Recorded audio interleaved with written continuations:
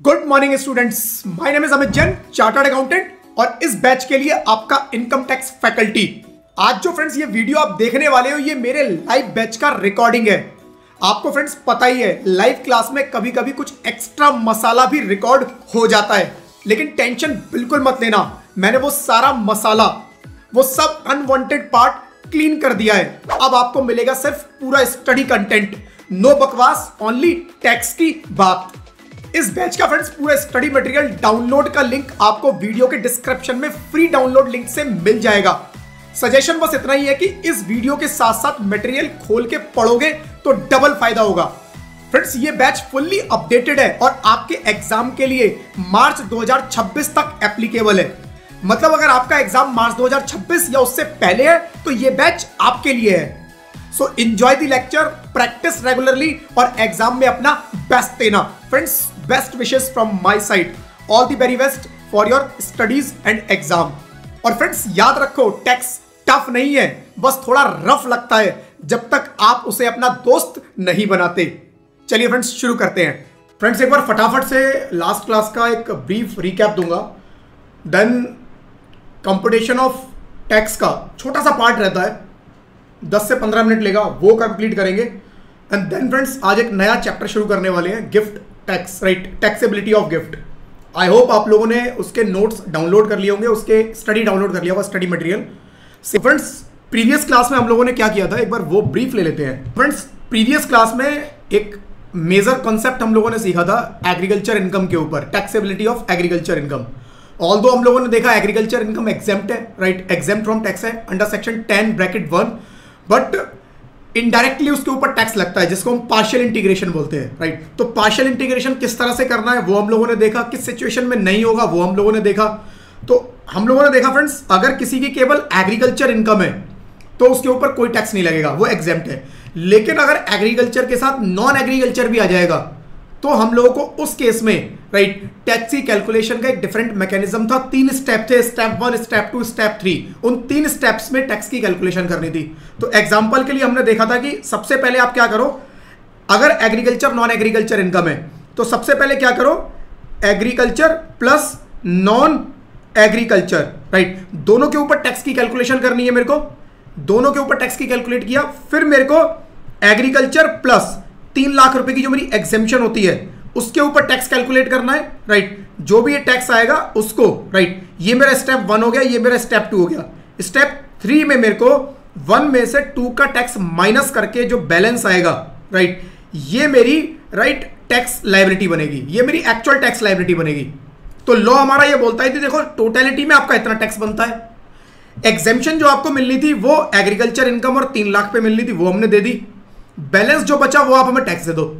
और इस मैकेनिज्म की वजह से हमने देखा कि हमारी जो नॉन एग्रीकल्चर इनकम थी वो हायर टैक्स स्लैब में चली गई, राइट। तो प्रीवियस क्लास में हम लोगों ने इसके ऊपर डिटेल डिस्कशन किया था, राइट। फ्रेंड्स आज फ्रेंड्स बात करेंगे हम लोग एक नए टॉपिक, राइट, रिलेटेड टू जो पिछला चैप्टर था उसी के अंदर फ्रेंड्स एक नया टॉपिक हम लोग देखेंगे।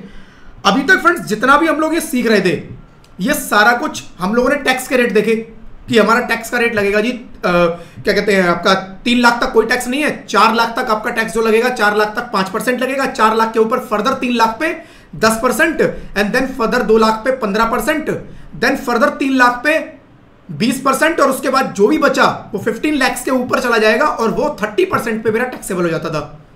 वो थी फ्रेंड्स मेरी default tax regime. Default tax regime मतलब मेरी जो नई टैक्स रिजीम आई थी उसको डिफॉल्ट टैक्स रिजीम बना दिया।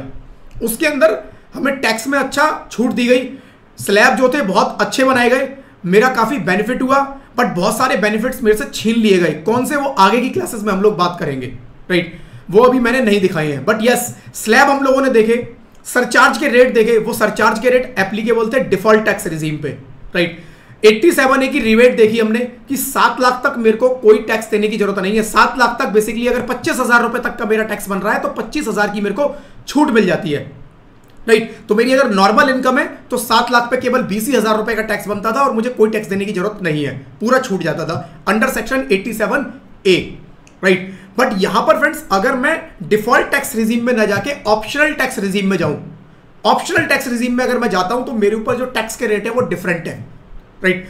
जो स्लैब अभी तक हम लोगों ने देखे वो मेरे ऊपर एप्लीकेबल नहीं होंगे। तो जो आपकी स्क्रीन पर फ्रेंड्स आपको अभी दिख रहे हैं, ये रेट है आपके कौन से, ऑप्शनल टैक्स रिजीम के, राइट। ऑप्शनल टैक्स रिजीम जो कि पुरानी रिजीम थी, आज भी चली आ रही है, but most probably next year या हो सकता है जल्दी गवर्नमेंट इसको डिस्कार्ड कर दे, खत्म ही कर दे, राइट। क्योंकि गवर्नमेंट का जितना भी फोकस है, इस बार बजट आया फ्रेंड्स, उसमें भी इस रिजीम के ऊपर कुछ नहीं बोले, इस रिजीम के ऊपर कोई चेंजेस नहीं आए, कोई अमेंडमेंट नहीं आई, कोई किसी ने बात नहीं किया।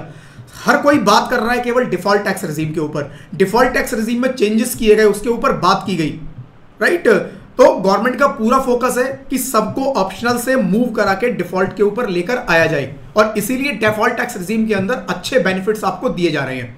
बट यस, कुछ लोगों के ऊपर ऑप्शनल टैक्स रिजीम भी बेनिफिशियल हो सकती है, वो आपको आगे की क्लासेस में जाके पता चलेगा जब मैं उसके बेनिफिट्स बताऊंगा जो ऑप्शनल में अवेलेबल है बट डिफॉल्ट में अवेलेबल नहीं है, राइट। बट अभी के लिए फ्रेंड्स हम देख लेते हैं एक बार, ऑप्शनल टैक्स रिजीम अगर मैं ऑप्ट करता हूं किसी रीजन से, तो मेरे ऊपर टैक्स रेट क्या लगेंगे, राइट। तो अगर कोई ऑप्शनल टैक्स रिजीम ऑप्ट करता है तो उस केस में फ्रेंड्स आपको सारे एसएससीज को 3 कैटेगरी में डिवाइड करना पड़ेगा।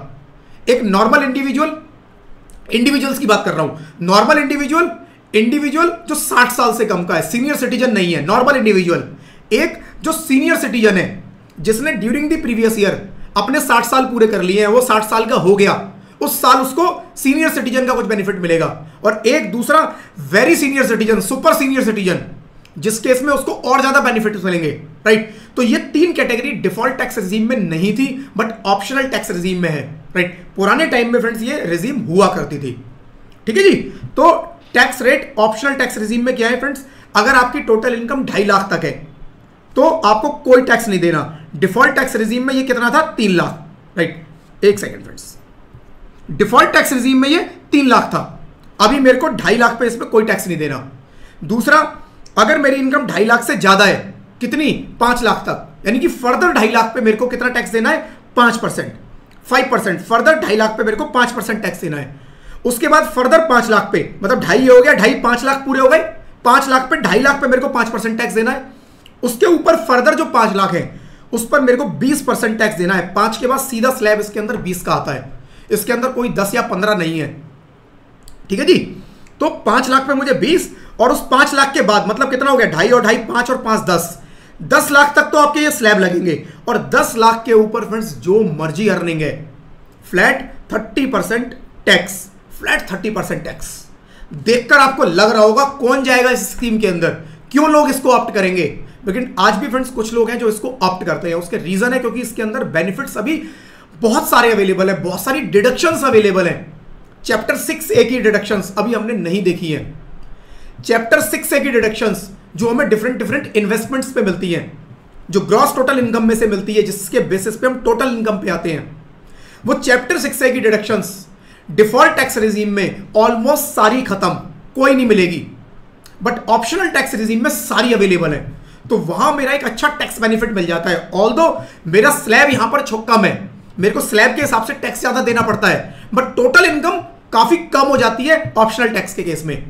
तो मेरे को कंपेयर करना पड़ता है कि क्या मेरे लिए ऑप्शनल बेनिफिशियल है या डिफॉल्ट बेनिफिशियल है, राइट। तो ये सारा कुछ हम आगे करेंगे, बट अभी के लिए फ्रेंड्स ये रेट आप लोग प्लीज याद कर लेना। अगर आपका क्वेश्चन स्पेशली बोलता है default tax regime, optional tax regime, तब आपको ये रेट लगाने हैं। अगर बोलता है डिफॉल्ट या कुछ नहीं बोलता तो आपको डिफॉल्ट अप्लाई कर देना है। डिफॉल्ट मतलब डिफॉल्ट इज अगर आप साइलेंट हो, चुप हो, कुछ नहीं बोल रहे, बाय डिफॉल्ट आपको यही मिलेगा।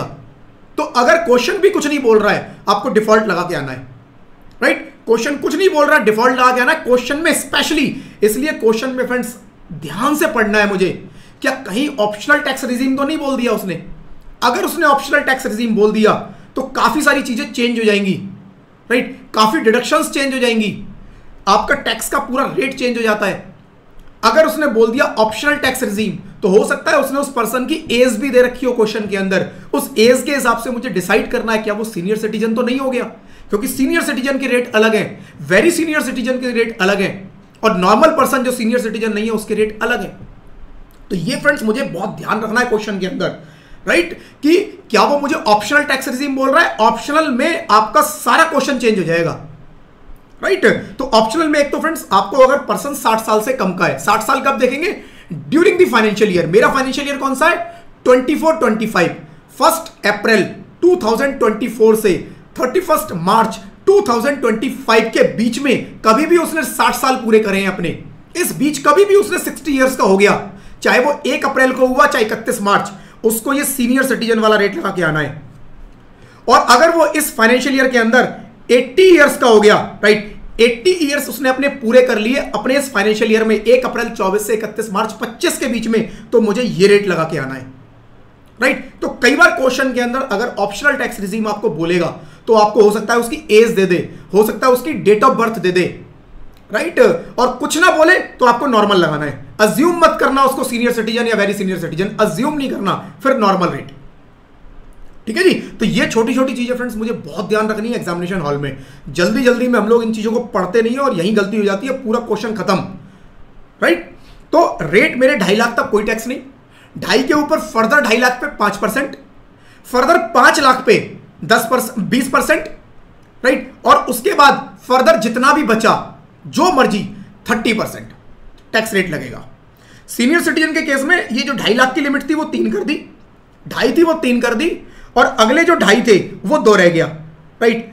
3 तक कोई टैक्स नहीं लगेगा, फर्दर 2 लाख पे 5% लगेगा, और उसके बाद सेम है 5 लाख पे 20%, और 5 के ऊपर जितना भी बचा, मतलब 10 लाख के ऊपर टोटल जितना भी है वो 30%, राइट। तो सीनियर सिटीजन में 50,000 रुपए का बेनिफिट दिया है, 50,000 पे 5% के हिसाब से 2,500 रुपए का टैक्स बनेगा, 50,000 पे 5%, क्योंकि 50,000 इस कैटेगरी से शिफ्ट करके ऊपर ले गए, वो एग्जेम्प्ट कर दिए, तो 2,500 रुपए पूरे साल का सीनियर सिटीजन को एक बड़ा तोहफा दिया गया है, राइट, बड़ा तोहफा ऑप्शनल टैक्स रिजीम के अंदर। हंसना बात कोई है, बिल्कुल लॉ है, जितना दिया गया है ले लो, ठीक है। और वेरी सीनियर सिटीजन 80 साल से ऊपर का है, भाई इस बंदे को ज्यादा सपोर्ट की जरूरत है, क्योंकि ये काफी राइट एज्ड हो चुका है, इसको ज्यादा सपोर्ट की जरूरत है। तो वहां पर गवर्नमेंट ने बोला पहले जो 5 लाख है उसको बिल्कुल निल कर देंगे, एग्जेप्ट कर देंगे, और उसके बाद फर्दर जो 5 लाख है उस पर 20%। तो ये 2 स्लैब जो है वो एग्जैक्टली सेम है, ये दो और ये 2 हर केस में सेम है। तो फ्रेंड्स बस इस चीज का हमें ध्यान रखना है, लास्ट के जो 2 है ये सब कॉमन है बिल्कुल एग्जैक्टली, चेंज कहां है पहले 2 के अंदर, निल 5%, 2.5 लाख तक निल, 2.5 लाख पे 5%, इस केस में 3 लाख तक निल, 2 लाख पे 5%, और इस केस में 5 लाख पे निल। बस ये रेट फ्रेंड्स थोड़ा सा ध्यान रख लेना, ठीक है। इसके अलावा सेक्शन 87A की रिबेट की अगर बात करता हूं, 87A की रिबेट 5 लाख तक मिलेगी, डिफॉल्ट टैक्स रिजीम में 7 लाख तक थी, कि 7 लाख तक मेरे को 25,000 रुपए की छूट मिल जाती थी टैक्स पे, बट इसके अंदर 5 लाख तक मुझे 12,500 रुपए की छूट मिलेगी। तो एक ये रेट का ध्यान रखना, राइट। तो रेट में 87A में चेंज आ रहा है, तो जहां जहां चेंज आएगा ऑप्शनल के अंदर वो मैं हाईलाइट कराता रहूंगा आपको, जो नहीं बता रहा हूं वो डिफॉल्ट और ऑप्शनल में सेम है, वो सेम है, ठीक है जी। तो मेरे को 5 लाख की जगह 7 लाख, 7 लाख की जगह 5 लाख देखना है उस केस में, कि 5 लाख तक अगर मेरी इनकम है तो मेरे को रिबेट मिल जाएगी, 5 के ऊपर मेरे को रिबेट नहीं मिलेगी, और यहां पर मैक्सिमम रिबेट 12,500 की है। क्यों? 5 लाख की नॉर्मल इनकम पे आप देखो 12,500 ही रिबेट बनती है। आप देखो 5 लाख पहले ये हो गए, 2.5 लाख पे कोई टैक्स नहीं लगेगा, 2.5 लाख पे 5% लगेगा, 2.5 लाख का 5% निकाल लो, 12,500 बनता है, 2.5 लाख का 5% 12,500, तो वो कहते हैं पूरा छोड़ देंगे, पूरा छोड़ देंगे, तो यहां इन्होंने पूरा छोड़ दिया, ठीक है। लेकिन आपको पूरा नहीं ध्यान रखना है, आपको 12,500 ध्यान रखना है, क्योंकि स्पेशल रेट की अर्निंग आ गई तो ये फिर क्या हो जाएगा, चेंज हो जाएगा। स्पेशल रेट की अर्निंग आते ही ये चेंज हो जाएगा, 12,500 नहीं रहेगा, राइट। ये अमाउंट तो एक्चुअल अमाउंट तो बढ़ चुका होगा, बट मेरे को रिबेट 12,500 की मिलेगी, ठीक है। तो एक चेंज यहां पर है 87A के अंदर, टैक्स के रेट चेंज हुए, 87A में डिडक्शन चेंज हो गई मेरी, और सरचार्ज का रेट चेंज हुआ, ये 3 चेंज है। सरचार्ज पहले जो 3 है ये एग्जैक्टली सेम है डिफॉल्ट और ऑप्शनल में, यहां पर एक कैटेगरी और क्रिएट करी गई ऑप्शनल के अंदर। तो ऑप्शनल के अंदर पहले 50 लाख तक कुछ नहीं है, कोई सरचार्ज नहीं, सेम डिफॉल्ट वाला। 50 लाख से लेकर 1 करोड़ तक 10% देना है, सेम डिफॉल्ट। 1 करोड़ के ऊपर 2 करोड़ तक 15% देना है, सेम डिफॉल्ट। 2 करोड़ के ऊपर अभी तक उसमें क्या देखा था, 2 करोड़ के ऊपर जितना मर्जी है, कितना देना है, 25%। यहां इन्होंने बोला 2 करोड़ के ऊपर 5 करोड़ तक 25% देना है बस, मतलब यहां 5 करोड़ का एक और नया कैपिंग आ गई, और 5 करोड़ क्रॉस करेगा तो आपको 37% देना है। कितना हाई सरचार्ज रेट है आप सोच के देखिए, 37%, मतलब मेरा 1 करोड़ का अगर टैक्स बनता है तो उसके अंदर 37 लाख रुपए का मेरा सरचार्ज ऐड हो जाएगा। आप सोच के देखो फ्रेंड्स कितना हैवी सरचार्ज है, जो कि डिफॉल्ट टैक्स रिजीम के अंदर मेरे को 37 की जगह 25 देना है। 12 लाख रुपए का सीधा बेनिफिट, अगर मेरी 1 करोड़ की टैक्स लायबिलिटी निकलती है तो 12 लाख का सीधा बेनिफिट मुझे डिफॉल्ट टैक्स रिजीम में दिया गया, राइट। तो ये कुछ चीजें हैं फ्रेंड्स जो मुझे माइंड में रखनी है अपने, राइट। टैक्स का रेट चेंज हो रहा है, 87A की रिबेट चेंज हो रही है और सरचार्ज का रेट चेंज हो रहा है, बस। इसके अलावा जितना अभी तक हमने सीखा वो सब बराबर वैसे ही रूल लगेंगे, एग्जैक्टली वैसे ही, ठीक है जी। तो आपको फ्रेंड्स ये 3 चीजें याद रख लेना। ऑप्शनल टैक्स रिजीम माइंड में आते ही ये रेट में चेंज आ जाएगा, राइट। टैक्स का रेट डिफरेंट, 87A की रिबेट डिफरेंट और surcharge different, right. But higher chances है फ्रेंड्स आपके पास जो क्वेश्चन आएगा वो डिफॉल्ट वाला आने वाला है, बट फिर भी एग्जामिनर का कोई भरोसा नहीं, कुछ भी पूछ सकता है आपसे, आपके सिलेबस का पार्ट है, राइट। और इस साल ये दोनों है, होपफुली अगले साल शायद आपको, मेरे को ऐसी उम्मीद है, मतलब मैं कंफर्म नहीं हूं बट मेरे को ऐसी उम्मीद है कि ऑप्शनल वाला सिस्टम ही खत्म हो जाए अगले साल, राइट। चलो जी फ्रेंड्स, तो ये था बस पेंडिंग पुराना वाला पार्ट जो मुझे आप लोगों को बताना था।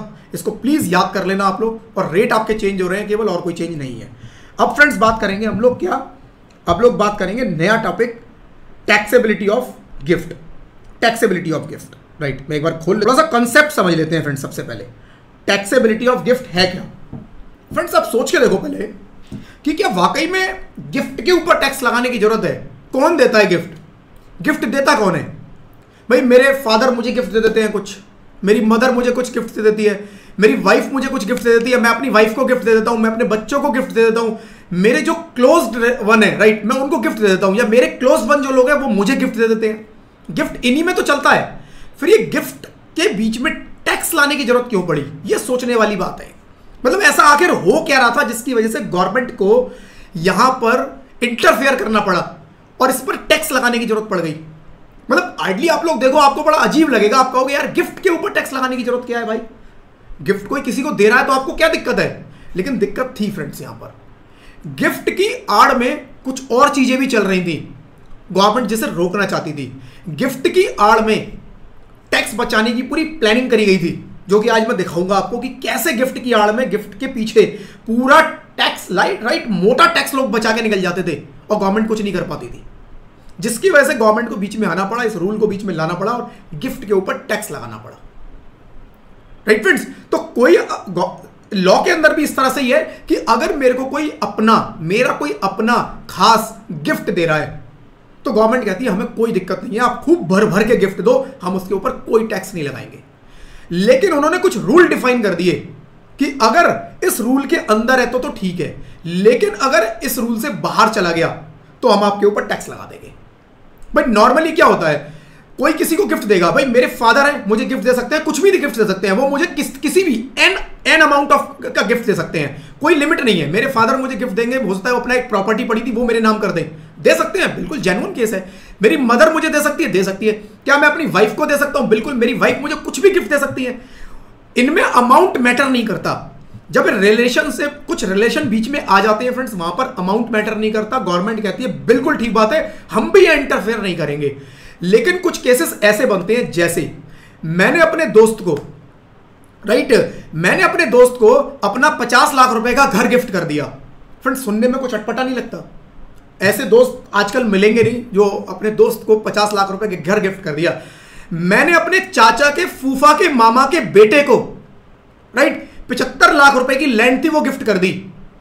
गवर्नमेंट कहती है हो क्या रहा है, मतलब ऐसे गिफ्ट कौन दे रहा है, राइट? ऐसे गिफ्ट के बीच में, ऐसे गिफ्ट के पीछे एक टैक्स प्लानिंग चल रही थी। उस टैक्स प्लानिंग को रोकने के लिए गवर्नमेंट को फ्रेंड्स बीच में आना पड़ा। फ्रेंड्स दो चीजें होती है टैक्स के अंदर, एक होती है टैक्स की सेविंग, टैक्स सेविंग, और एक होती है टैक्स इवेजन। टैक्स सेविंग और इवेजन के अंदर फर्क क्या है? टैक्स सेविंग इज गवर्नमेंट ने कुछ रूल्स बनाए, उस रूल्स को फॉलो करके आपने प्रॉपर प्लानिंग किया और अपना टैक्स बचा लिया, वो है टैक्स प्लानिंग। टैक्स इवेजन क्या होता है? आपने, गवर्नमेंट ने रूल बनाए, आपने उसको तोड़ने के तरीके ढूंढे, आपने उसको ब्रेक करने के तरीके ढूंढे, आपने वो काम किया जो गवर्नमेंट की इंटेंशन थी नहीं, जो लॉ मेकर की इंटेंशन थी नहीं, और उस इंटेंशन के अगेंस्ट जाके आपने कुछ काम किया और अपने टैक्स को बचा लिया। That is tax evasion, tax की चोरी। तो आप टैक्स चोरी पे अगर आ गए तो गवर्नमेंट को फिर वहां बीच में आना पड़ा और गवर्नमेंट को फिर क्या कहना पड़ा, अब हम बताएंगे जी गिफ्ट के ऊपर कैसे टैक्स लगेगा। राइट फ्रेंड्स, तो गिफ्ट एक रीजनेबल अमाउंट ने गवर्नमेंट ने बोला जी एक रीजनेबल अमाउंट में ठीक है। कुछ रिलेशनशिप ऐसे हैं जिसके अंदर रीजनेबल कुछ नहीं होता, उसमें जो मर्जी अमाउंट है ठीक है। राइट, तो अब हम रूल डिफाइन करेंगे कैसे गिफ्ट पे हम टैक्स लगाएंगे। तो फ्रेंड्स उन रूल्स को समझते हैं सबसे पहले, और आपको समझ में आएगा इसके अंदर कि आखिर गवर्नमेंट ने ये रूल बनाया क्यों, लेकर आने की जरूरत क्यों पड़ी। तो फ्रेंड्स गिफ्ट को तीन पार्ट में डिवाइड कर दिया। राइट, गिफ्ट की टैक्सेबिलिटी को तीन पार्ट में डिवाइड कर दिया। Gift received by any person shall be taxable. Any person word use किया इन्होंने, यानी कि इंडिविजुअल नहीं बोला, HUF नहीं बोला, पार्टनरशिप नहीं बोला, यानी जिस मर्जी को जो मर्जी मिल रहा है taxable. Gift received by any person shall be taxable for this purpose. Gift shall be divided in 3 part. 3 part में गिफ्ट को कह रहे हैं डिवाइड कर दो। कौन कौन से 3 part? Gift of sum of money. Sum of money मतलब पैसा दे दिया गिफ्ट में, लिफाफे में। राइट, लिफाफे में 11 लाख रुपए डाल के गिफ्ट कर दिए मैंने। राइट, लिफाफे में 11 लाख रुपए डाल के गिफ्ट कर दिए, या मैंने एक चेक काट दिया, या मैंने NEFT कर दिया।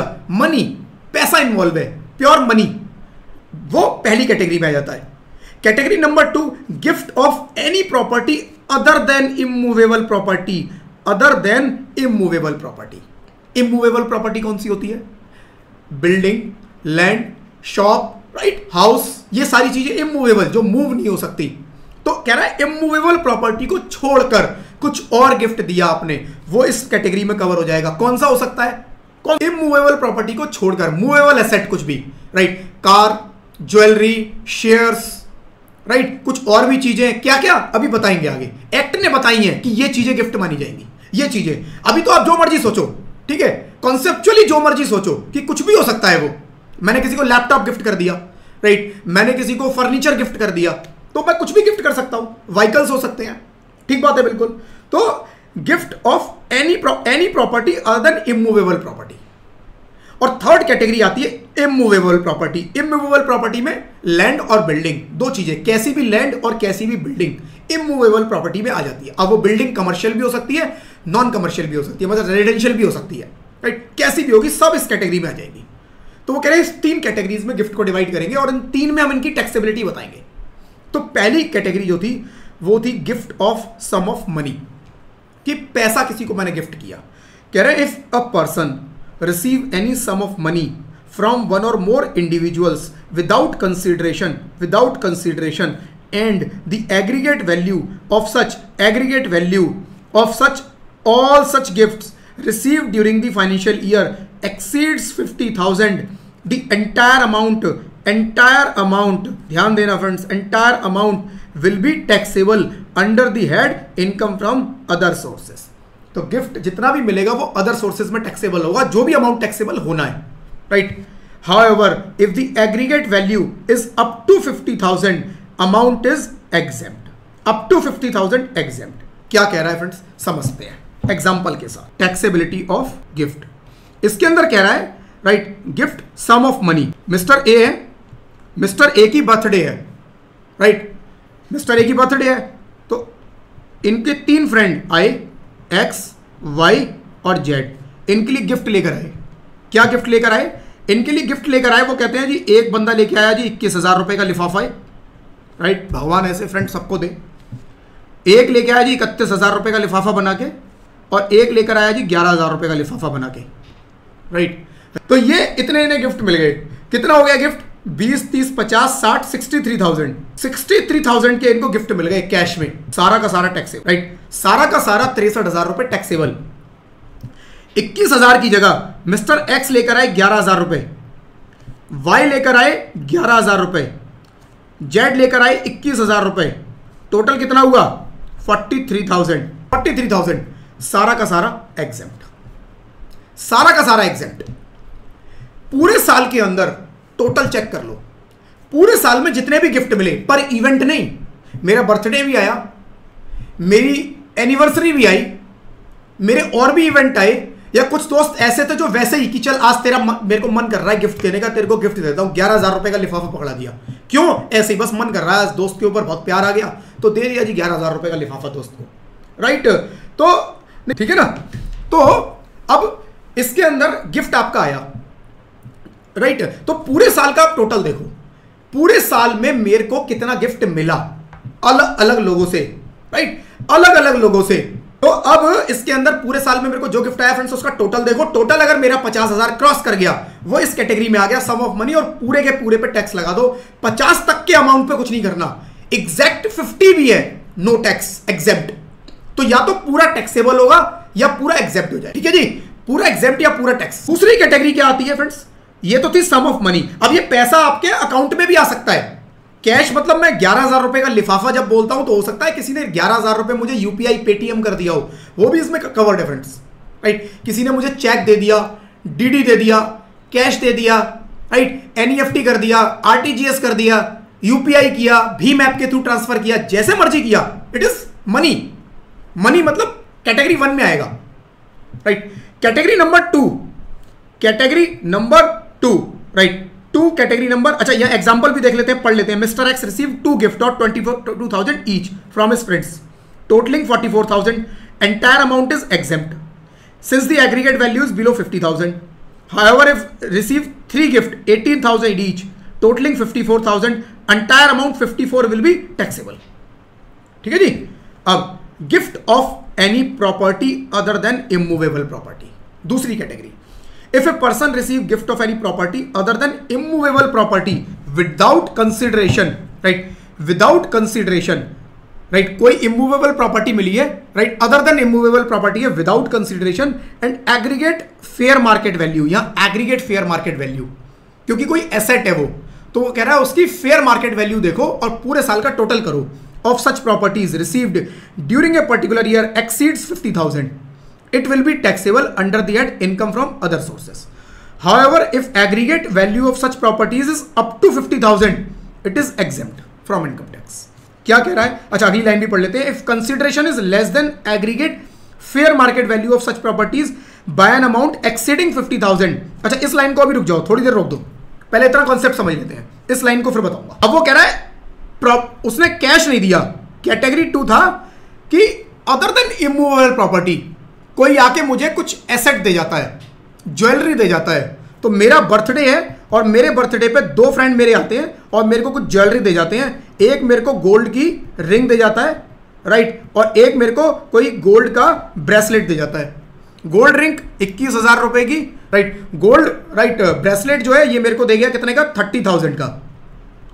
टोटल 50,000, 51,000 पूरा टैक्सेबल, कह रहा है पूरा टैक्सेबल. इसने मेरे को दिया 18,000 रुपए का कुछ, 21 का ना देके इसने मेरे को 30 का ही दिया, टोटल 48,000. कह रहा है फुल्ली एग्जेप्ट, ये फुल्ली टैक्सेबल, ये फुल्ली एग्जेप्ट, राइट. इतना सा एक कॉन्सेप्ट है कि अगर कोई मेरे को कोई एसेट भी दे रहा है अदर देन इमूवेबल प्रॉपर्टी, उसकी भी वैल्यू देखेंगे हम 50,000 से क्या क्रॉस कर रही है. अगर क्रॉस कर रही है तो उस केस में पूरा टैक्सेबल हो जाएगा, क्रॉस नहीं कर रही तो पूरा एग्जेप्ट हो जाएगा. अब एक सिचुएशन आपको दे रहा हूं, आप बताना इसमें टैक्सेबल होगा या नहीं होगा. मेरा बर्थडे है, 3 फ्रेंड आते हैं मेरे, एक्स वाई जेड, तीनों मेरे लिए गिफ्ट लेकर आते हैं. ये मेरे लिए कैश लेके आता है, लिफाफा एक बनाता है 21,000 रुपए का मेरे लिए, कैश 21,000. ये मेरे को आता है एक रिंग दे जाता है गोल्ड की, राइट, जिसकी वैल्यू थी 35,000. जेड मेरे को कैश लेके आता है और कैश दे देता है. कितना कैश देता है? कैश समझ लो या पेटीएम कर देता है, और ये मेरे को देता है जी 20,000 रुपए का एक लिफाफा बना के, राइट. आप बताओ क्या ये मेरे हाथ में टैक्सेबल होगा, एग्जेम्प्ट होगा? ये अमाउंट देखो, ये एग्जेम्प्ट हो जाएगा पूरा का पूरा, ये पूरा का पूरा एग्जेम्प्ट होगा.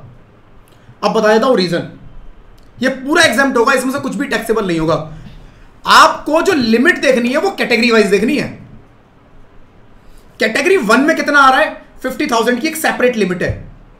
कैटेगरी 2 में कितना आ रहा है? उसकी 50,000 की सेपरेट लिमिट है. मतलब कैश की सेपरेट लिमिट है 50,000 की, एसेट की 50,000, अदर देन इमूवेबल प्रॉपर्टी की अलग लिमिट है. तो जो कैटेगरी 1 में फॉल करेगा वो एक तो ये फॉल करेगा और एक ये फॉल करेगा. तो ये 21 और 20 41,000 होगा. कैटेगरी 1 का अमाउंट 41,000, राइट. क्या ये 50,000 से ज्यादा है? नहीं, पूरा एग्जेम्प्ट, राइट. कैटेगरी 2 में एक रिंग गोल्ड ये फॉल करेगा, कितना? 35,000. क्या 50,000 से ज्यादा है? No, fully exempt. तो फ्रेंड्स ये ध्यान रखना है मेरे को कि मेरे को कैटेगरी वाइज देखना है, कैटेगरी वाइज देखना है। अगर उनको मिला के ही करना था तो कैटेगरी बनाने की जरूरत क्या थी? मिला के ही करना था तो कैटेगरी बनाने की जरूरत क्या थी? इसीलिए एग्जेम्पशन उस कैटेगरी में दी गई कि मेरी बर्थडे पर कुछ लोग कुछ सामान लेकर आए, कुछ लोग मेरे को कैश में लिफाफा दे गए, दो में उनको सेग्रीगेट करो। लिफाफे, cash, bank transfer, UPI, Paytm सब एक साथ मिला के देखो, और जो सामान आया उसको अलग मिला के देखो। दोनों की अलग लिमिट चेक कर लो। ये 50 से ज्यादा है, इसको टैक्स कर दो।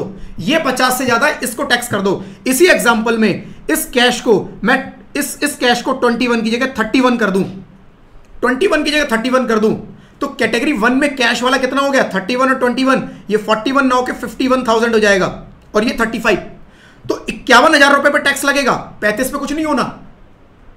कैटेगरी वाइज जो कैटेगरी एक्सीड कर गई उस पे टैक्स लगा दो बस, जो कैटेगरी एक्सीड नहीं करी छोड़ दो, एग्जेम्प्ट।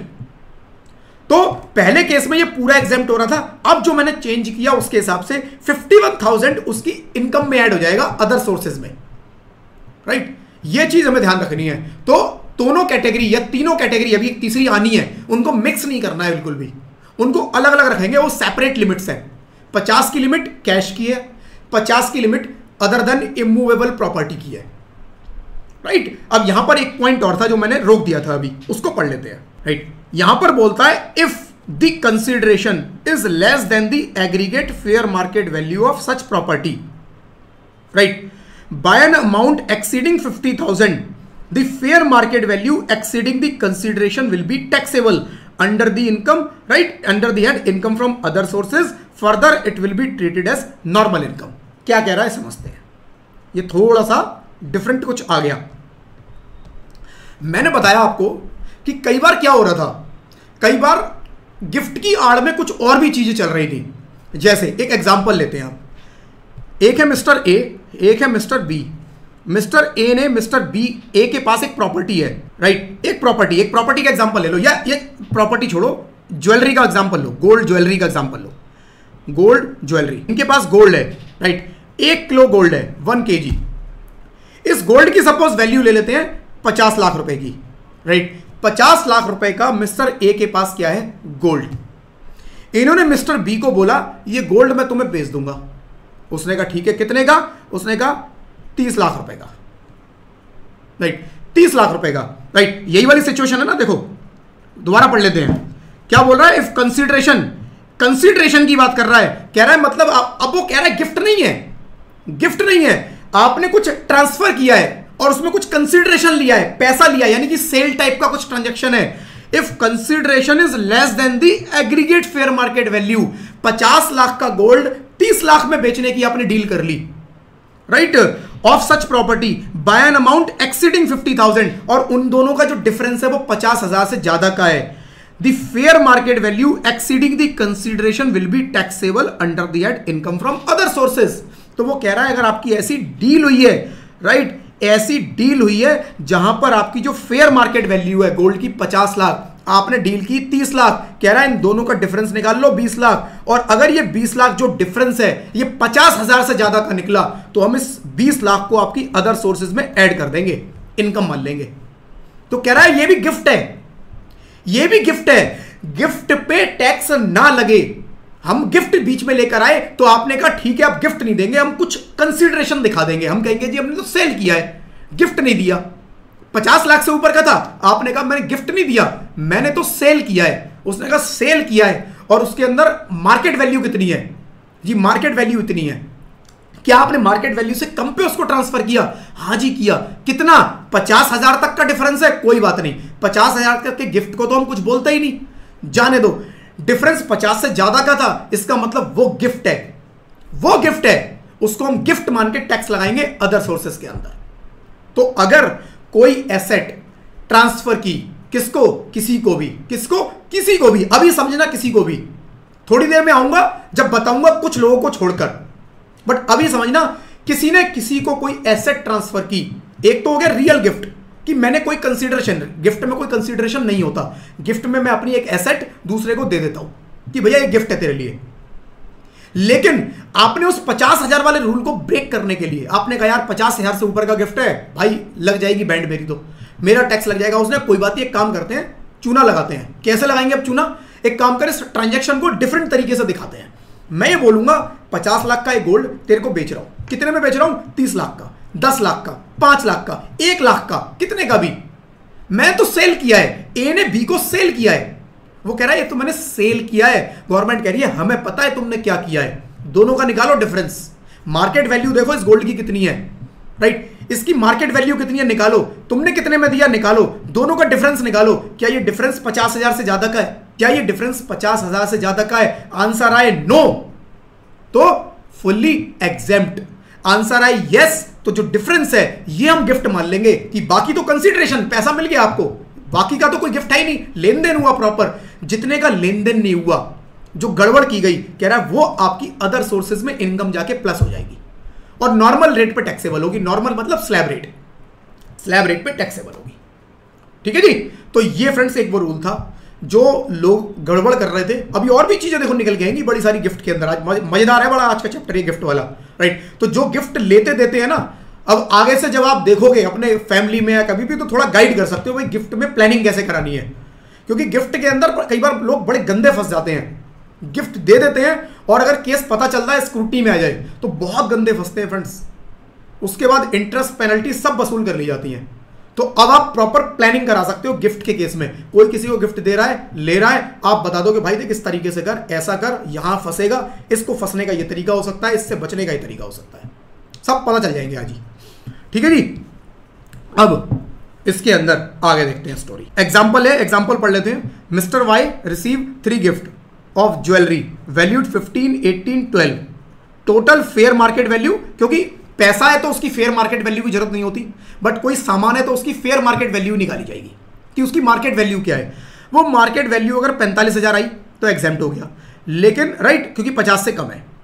अगर 2 गिफ्ट मिलते कितने, 25,000 के, 25,000 और 30,000, 55,000, तो कह रहा है फुली टैक्सेबल हो जाएगा। Additionally if mister Y receive the second gift to worth ₹25,000 for consideration of only 10,000, the excess of fair market value 25 minus 10 15 will be considered for taxability। तो अगर कुछ पैसा मिल जाता जो अभी हमने एग्जांपल में देखा तो डिफरेंस निकाल के देखेंगे, फिर पूरा नहीं देखना, डिफरेंस देखना है। फेयर मार्केट वैल्यू माइनस जो एक्चुअल पैसा आ गया, बैलेंस जो बचा वो गिफ्ट के लिए कंसीडर करेंगे। अब वो जो बैलेंस है वो 50 के अंदर आ गया तो एग्जेम्प्ट कर दो, 50 से ऊपर निकला तो टैक्सेबल कर दो। सिंपल है, जो भी अमाउंट निकल के आ रहा है उस पर 50 की लिमिट अप्लाई होगी, राइट? तो ये हो गया अपना। अब थर्ड कैटेगरी आती है फ्रेंड्स, मोटा मोटा 2 भी बता देता हूं फिर तीसरे पे आता हूं। भाई पहली कैटेगरी हमने देखी कैश की। कैश के अंदर क्या था, मैंने किसी को कैश में गिफ्ट दिया। Cash includes bank transfer, UPI also. जब मैं वर्ड बोल रहा हूं ना कैश, तो कैश को हार्ड कैश मत समझना, गांधी जी वाले नोट मत समझना। गांधी जी के अलावा दूसरे भी तरीके हैं, वो भी अगर हैं तो वो भी हमारे कैश के अंदर काउंट होंगे। ठीक है, तो मैंने किसी को कैश में गिफ्ट, मुझे कैश में गिफ्ट मिला, मुझे कैश में गिफ्ट मिला, तो मुझे जो गिफ्ट मिल रहा है टैक्सेबिलिटी मेरी है, क्योंकि इनकम वो मेरी है। जो दे रहा है उस पर टैक्स नहीं लगेगा, वो तो बेचारा खर्चा कर रहा है अपना, तो उसको कोई नहीं छेड़ रहा है। छेड़ मुझे रहे हैं कि भाई तुम्हें गिफ्ट मिला है ना, तेरी इनकम है, टैक्स तो। अगर मुझे पूरे साल के अंदर टोटल कैश 50,000 से ज्यादा का मिला, या टोटल कैश और बैंक दोनों मिला के 50, कैश बैंक यूपीआई सब मिला के 50 तक मिला, गवर्नमेंट कहती है सब एग्जेम्प्ट। 50 के ऊपर फुल्ली टैक्सेबल, राइट? 50 तक एग्जेम्प्ट, 50 के ऊपर फुल्ली टैक्सेबल, सारा टैक्सेबल। 50 के ऊपर नहीं, मतलब टोटल जो मेरे को गिफ्ट मिला 75,000, तो ऐसा नहीं है 25,000 पे टैक्स लगेगा, पूरे 75 पे टैक्स लगेगा। या तो पूरा छूटेगा या पूरा जाएगा, ऐसा समझ लो, कोई बीच में वो नहीं है लाइन इसमें। सेकंड कैटेगरी थी gift in kind. Gift in kind basically gift of property other than immovable property, gift of property other than immovable property. उसके अंदर हमारा क्या था, सेम 50,000 की लिमिट, सेम 50,000 की लिमिट। किसी ने मुझे ज्वेलरी गिफ्ट कर दी, किसी ने मुझे शेयर्स गिफ्ट कर दिए, किसी ने मुझे इस तरह की और एसेट गिफ्ट कर दी, वो मेरा टैक्सेबल, राइट? कितना, अगेन देखो 50,000 फ्री मुझे दिया है अगर, तो 50,000 रुपए तक के गिफ्ट को कोई टैक्स नहीं देना। 50,000 तक के गिफ्ट पे कोई टैक्स नहीं देना। अगर वैल्यू पूरे साल की 50,000 से क्रॉस कर गई, एक पर्सन से नहीं, सबसे मिलाकर देखना है। मुझे 4 लोगों से गिफ्ट मिला तो मैं चारों का टोटल देखूंगा कि मुझे जो टोटल गिफ्ट मिले पूरे साल के अंदर, पूरे साल कौन सा, मेरा फाइनेंशियल ईयर कौन सा, अभी जो हमारा करंट है वो अप्रैल टू मार्च अप्रैल 24 से मार्च 25।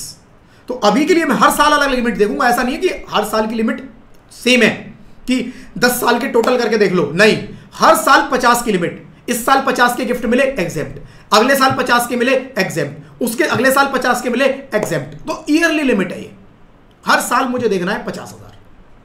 ठीक है जी। अब तो एसेट अगर मुझे कोई मिली तो वो भी मेरे को एग्जेम्प्ट है। अब मान लो एसेट की जगह मैंने दिखाने के लिए क्या किया, उसके अंदर मैंने दिखाने के लिए उसमें कुछ कंसीडरेशन डाल दिया कि जी क्या गिफ्ट दिया, गोल्ड गिफ्ट दिया है। कितने का दिया जी, गोल्ड था टोटल 10 लाख रुपए का, गिफ्ट कितने में, मैंने तो इसको सेल कर दिया 1 लाख में। मैंने ये गोल्ड 1 लाख में सेल किया है, गिफ्ट थोड़ा दिया है।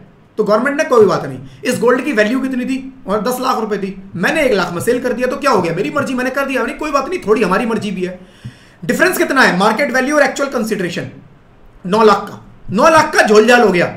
उसने कहा 9 लाख रुपए जिसे गिफ्ट मिला है वो उस 9 लाख पे अब टैक्स देगा। ये 9 लाख रुपए उसका गिफ्ट है, आपने उसको 9 लाख रुपए गिफ्ट दिया है, आपको उसे 9 लाख रुपए का गोल्ड गिफ्ट देना था, तो आपने क्या किया, 10 लाख का गोल्ड गिफ्ट देके 1 लाख ले लिया इस ट्रांजेक्शन में हमें बेवकूफ बनाने के लिए। और अब हम बनेंगे नहीं, क्योंकि हम ये रूल लेकर आ गए हैं कि जी अगर आपका actual consideration fair market value से कम है, if actual consideration is less than fair market value, then difference between actual consideration and fair market value will be taxable as gift under the head of other sources and it will be taxable at normal income. As a normal income वो taxable हो जाएगा। ये friends अभी तक हमने देखा। नितिन कुमार, ये sir ये किसका इनकम कंसीडर करेंगे, 50 लाख दिया 30 लाख का कंसीडरेशन नहीं, देखो जिसको मिल रहा है ना, जो रिसीवर है, रिसीवर ऑफ गिफ्ट है, उसके हाथ में हमेशा टैक्सेबल होगा। नितिन, मेरे इस एग्जांपल के अंदर जो मैंने ये बनाया, ए ने बी को 50 लाख का गोल्ड गिफ्ट किया था, ए ने बी को 50 लाख का, तो रिसीवर कौन है, बी, रिसीव तो बी को हो रहा है ना, तो गिफ्ट जो लगेगा वो बी के हाथ में लगेगा। जो रिसीव कर रहा है टैक्स वो देगा। इनकम किसकी है, उसी की तो है, ए की इनकम थोड़ी ना, ये ए बेचारे की पॉकेट से चला गया, ए तो उसको दे रहा है, देने वाले को गिफ्ट नहीं, टैक्स नहीं देना, मिलने वाले को जिसकी इनकम है। मैं अगर सैलरी कमाता हूं तो मैं टैक्स देता हूं, मैं बिजनेस में अर्न करता हूं तो मैं टैक्स देता हूं, ऐसे ही मुझे गिफ्ट मिल रहा है तो मैं टैक्स दूंगा, मेरी अर्निंग मेरा टैक्स। तो यहां बी की अर्निंग बी का टैक्स। हर्ष, मतलब sir market value and sale value के डिफरेंस पर टैक्स लगेगा अगर 50 के क्रॉस है तब, बस बिल्कुल यही पकड़ना है। अगर कोई कंसीडरेशन नहीं है, मतलब यहां तो मैंने गोल्ड का एग्जांपल लिया, मान लो ये गोल्ड ए ने बी को, राइट, कितने 5 लाख रुपए का गोल्ड है, फ्री दे दिया, कोई कुछ नहीं लिया, उसकी बर्थडे थी नहीं थी, बर्थडे तो मैं एग्जांपल में डाल रहा हूं, लॉ में नहीं लिखा कि बर्थडे होगी या एनिवर्सरी होगी, लॉ सिंपल ये बोल रहा है आपने इसको दिया, खत्म बात। कब दिया हमें नहीं पता, जो मर्जी इवेंट था वो आप देखो, जो मर्जी उस दिन कोई स्पेशल डे था आप देखो, हमें नहीं पता। हम तो ये कह रहे हैं आपने इसको दिया, हाँ 5 लाख रुपए का मैंने इसको गोल्ड दिया, तो बी को बोला जी 5 लाख रुपए पे टैक्स दे दो, अब तुम खत्म। तुम्हारी टोटल इनकम में 5 लाख ऐड हो जाएंगे, टोटल इनकम में 5 लाख ऐड हो जाएंगे अदर सोर्सेज में, और अदर सोर्सेज टोटल इनकम का पार्ट बनेगा। ठीक है, तो 5 लाख पे देना है। यही अगर ए बी को देता 5 लाख का गोल्ड और बी को कहता यार टैक्स बचाने का एक तरीका बताता हूं, तू 1 लाख मुझे दे दे वापस, तो क्या होगा, ये तेरे को फ्री हो जाएगा, तेरे को टैक्स नहीं देना पड़ेगा, क्योंकि मैं बोलूंगा जी मैंने सेल किया है तेरे को। तो गवर्नमेंट ने वो एक क्लॉज और ऐड कर दिया वहां पे, उन्होंने कहा अगर ऐसा ट्रांजेक्शन हुआ कोई कि आपने मार्केट वैल्यू से कम पे एक्चुअल कंसिडरेशन मार्केट वैल्यू से कम है, तो इन दोनों का डिफरेंस निकालो, 4 लाख। कह रहा है जो ये डिफरेंस आया, ये क्या ये डिफरेंस 50,000 से ज्यादा है? अगर ये डिफरेंस 50,000 से ज्यादा है तो पूरा का पूरा जो डिफरेंस है उस पर टैक्स लगा दो। देखो कभी भी 5 लाख पे टैक्स नहीं लगाना, 5 लाख में 1 लाख तो उस बंदे ने दे दिया ना। अगर ये वाकई में 5 लाख देता और 5 लाख रिसीव कर लेता, 5 लाख का गोल्ड जाता और 5 लाख आ जाते, फिर तो ये रियल ट्रांजेक्शन है। मैंने अगर अपना 5 लाख का गोल्ड 5 लाख में बेच दिया, it means it is real transaction. Problem वहां है गवर्नमेंट को जहां पर कम वैल्यू दिखा के ट्रांजेक्शन हो रहे हैं, वहां वो गिफ्ट टैक्स को बीच में लाते हैं, वहां झोल है, वहां झोल जाल हो रहा है, वहां गड़बड़ की जा रही है। यहां कोई अगर ये 5 लाख का गिफ्ट होता और 5 ही लाख, ये 1 लाख की जगह 5 लाख रिसीव कर लेता, तो कोई झोल जाल है? कोई दिक्कत नहीं, मैं अपना गोल्ड बेच सकता हूं। मैंने 5 लाख का गोल्ड 5 लाख में बेच दिया, गवर्नमेंट कह रही है हमें कोई दिक्कत नहीं है, आपने बिल्कुल सही ट्रांजेक्शन किया है। दिक्कत हमें तब होती 5 लाख के गोल्ड को आप 1 लाख में बेच देते, तब हम कहते भाई ऐसा कैसे, इतने दानवीर कार्ड तुम कहां से बन गए, इतना पैसा तुम पे कहां से आ गया, ऐसे तुम थोड़ा दे दोगे किसी को, ये तो कुछ और ट्रांजैक्शन हुआ है, ये उसकी कुछ ना कुछ इनकम है बी की, तुमको बी के पैसे देने थे, बी की कोई इनकम आनी थी जो तुमने गिफ्ट की आड़ में छुपा ली। आप समझ रहे हो पॉइंट को, समझना कि बी को आपको कुछ पैसा देना था, वो बी की इनकम बननी थी, लेकिन आपने वो इनकम ना दिखा के गिफ्ट दिखा दिया। आप गिफ्ट की आड़ में बचने की कोशिश कर रहे थे, हमने उस डिफरेंस 4 लाख को जो बी को आपको देने ही थे वाकई में, वरना कौन किसी को गिफ्ट देता है, वो सिंपल कह रहे हैं भाई कोई किसी को गिफ्ट नहीं देता, जो डिफरेंस है ना पूरा टैक्सेबल है, बी की इनकम है, तुम हमें बता नहीं रहे हो लेकिन ये बी की इनकम है, राइट। आई होप कॉन्सेप्ट अब क्लियर होगा, ये इतना कॉन्सेप्ट क्लियर होगा, इसको क्लियर कर लो। तो गिफ्ट के अंदर ना मेन पॉइंट यही है, बाकी तो अब कुछ छोटी छोटी चीजें मैं ऐड करता रहूंगा, मेन कॉन्सेप्ट को समझ लो बस, कि जितने का अमाउंट का गिफ्ट दिया, गिफ्ट निकालना है, गिफ्ट मतलब उसका बेनिफिट निकालो, सिंपल। गिफ्ट से मतलब गिफ्ट नहीं है, गिफ्ट से मतलब बेनिफिट है, कि बंदे को बेनिफिट कितने का मिला, बस ये देखो। क्या पूरे साल के बेनिफिट 50,000 से ज्यादा है, कैश के अंदर 50 से ज्यादा है, टैक्स लगा दो, 50 के अंदर है छोड़ दो। क्या बेनिफिट जो उसको मिले other than cash, other than cash, other than immovable property, क्या वो 50,000 तक के बेनिफिट है? ये बेनिफिट ही तो है डिफरेंस, 5 लाख की प्रॉपर्टी 1 लाख लिया, 4 लाख का बेनिफिट चला गया, 4 का बेनिफिट हो गया ना। क्या ये बेनिफिट 50,000 से ज्यादा है? यस, टैक्स लगा दो, पूरे बेनिफिट पे टैक्स लगाओ, बेनिफिट पे टैक्स लगाना है, बेनिफिट, बेनिफिट पे टैक्स लगाना है, इस 4 लाख पे टैक्स निकालना है। ऊपर वाले एग्जांपल में 20 लाख पे टैक्स लगाना है। कौन देगा? बी, ए नहीं देगा, रिसीवर ऑफ गिफ्ट, जो दे रहा है वो नहीं, जो रिसीव कर रहा है, इनकम उसकी है, जो दे रहा है वो चाह रहा है उसकी तो पॉकेट से गया, जो रिसीव कर रहा है इनकम उसकी है, उसकी, उसको टैक्स लगाओ, उसकी इनकम में ऐड करो, बी की इनकम में ऐड कर दो। चलो जी अगले पॉइंट पर बढ़ जाता हूं। अब तीसरी कैटेगरी थी, राइट, अब तीसरी कैटेगरी थी, तीसरी कैटेगरी क्या कहती है? गिफ्ट ऑफ इमूवेबल प्रॉपर्टी, यहां इमूवेबल प्रॉपर्टी आ गई, राइट, विदाउट कंसिडरेशन। अब यहां पे भी दो चीजें हैं, विद कंसिडरेशन, विदाउट कंसिडरेशन। एक तो हो गया विदाउट कंसिडरेशन, मतलब मैंने किसी को प्रॉपर्टी गिफ्ट की और कोई पैसा नहीं लिया, कुछ नहीं लिया। If a person receive any immovable property without consideration, it will B exempt from income tax if the stamp duty value is up to 50,000. However, if the stamp duty value exceeds 50,000, the entire stamp duty value will be taxable under the head income from other sources. For this purpose, the value of each individual immovable property is considered instead of aggregate value of all. इसमें 2-3 चीजें हैं, एक एक करके बताता हूं। सबसे पहले एक टर्म आई स्टैम्प ड्यूटी वैल्यू, ये क्या होती है वो समझ लो, क्योंकि वो क्लियर होना बहुत जरूरी है और बड़े काम की टर्म है ये फ्रेंड्स, बहुत काम की टर्म है ये स्टैम्प ड्यूटी वैल्यू। क्या है बता देता हूं।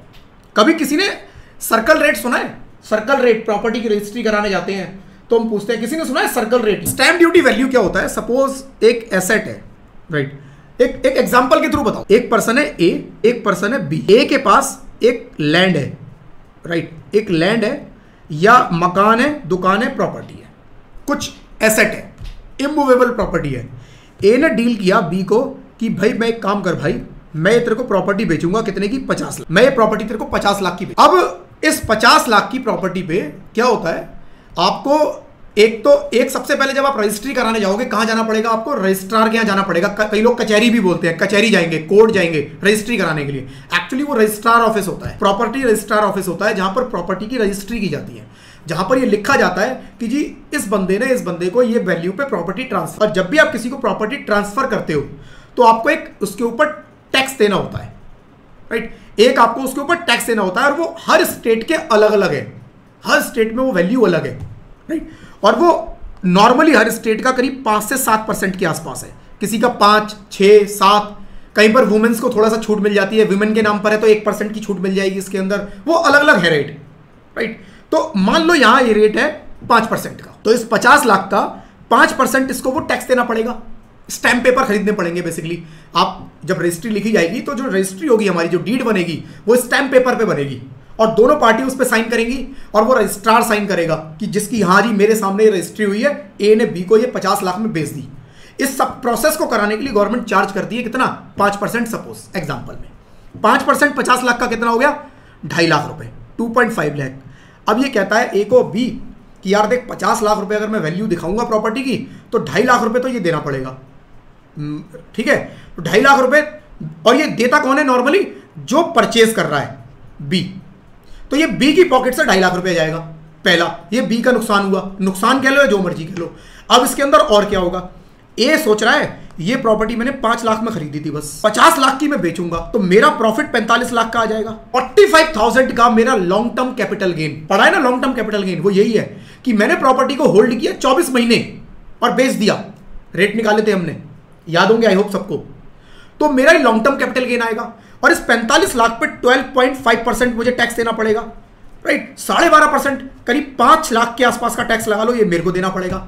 यानी कि 2.5 लाख तो बी देगा रजिस्ट्री के टाइम पे रजिस्ट्रार ऑफिस में, और 5 लाख इनकम टैक्स देगा ए कैपिटल गेन के नाम के। तो ये दोनों ने प्लानिंग करी, साठगांठ करी आपस में कि एक काम करते हैं, दोनों मिलकर बचाएंगे। हम एक काम करते हैं, इस 50 लाख की वैल्यू को क्या करेंगे, डील 50 की है हमारी, लेकिन हम इसको दिखाएंगे जी 20 लाख। हम गवर्नमेंट को बोलेंगे रजिस्ट्रार ऑफिस जाके कि हमारी डील 20 लाख में हुई है।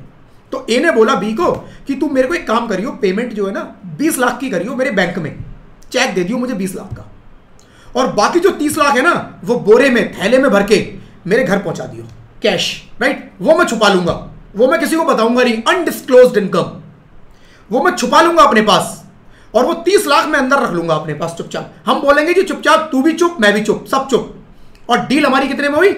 20 लाख। बस 20 लाख बोलेंगे हमारी जी ये जो लैंड है ये मैं 20 लाख में बेच रहा हूं। अब इससे क्या होगा, तुझे 20 लाख का 5% 1 लाख देना पड़ेगा, तो बी का 1.5 लाख रुपए का फायदा हो गया, क्योंकि जो भी जितने में भी रजिस्ट्री हो रही है उसका 5% 1 लाख। तो बी का देख भाई तेरा 1.5 लाख रुपए का फायदा हो जाएगा सीधा, तू मेरे को 30 लाख अगर कैश दे देगा तो।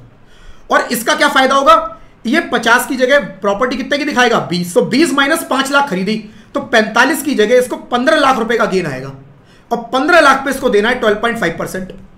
कितना आएगा जी, राइट, 1.5-2 लाख रुपए, 2 लाख लगा लो, तो 3 लाख कह रहा है मेरे बच जाएंगे, 1.5 तेरे बचेंगे, 3। ये कोई झोलझाल खूब होते हैं मार्केट में, आज भी होते हैं, काफी हद तक गवर्नमेंट ने इसको पकड़ रखा है, बट फिर भी होते हैं, फिर भी लोग कर ही लेते हैं एक लेवल तक, ठीक है।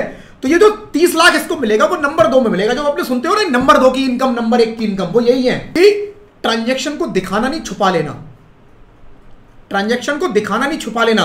मैं इस ट्रांजैक्शन को एक बार फिर रिपीट करूंगा, उसके बाद बताऊंगा गवर्नमेंट ने इसको कैसे पकड़ा, इसको कैसे कंट्रोल कर लिया। डील हुई 50 लाख की, 50 लाख की डील पे बी के नाम पे रजिस्ट्री होगी, ए ट्रांसफर करेगा बी को प्रॉपर्टी अपनी, और बी ए को देगा 50 लाख रुपए इसके बदले में।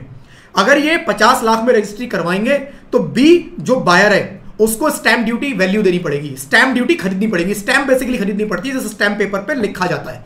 वो इतनी प्रॉपर्टी 2.5 लाख रुपए के स्टैंप पेपर आएंगे, वो ड्यूटी गवर्नमेंट को चली जाती है, स्टेट गवर्नमेंट को, ठीक है जी।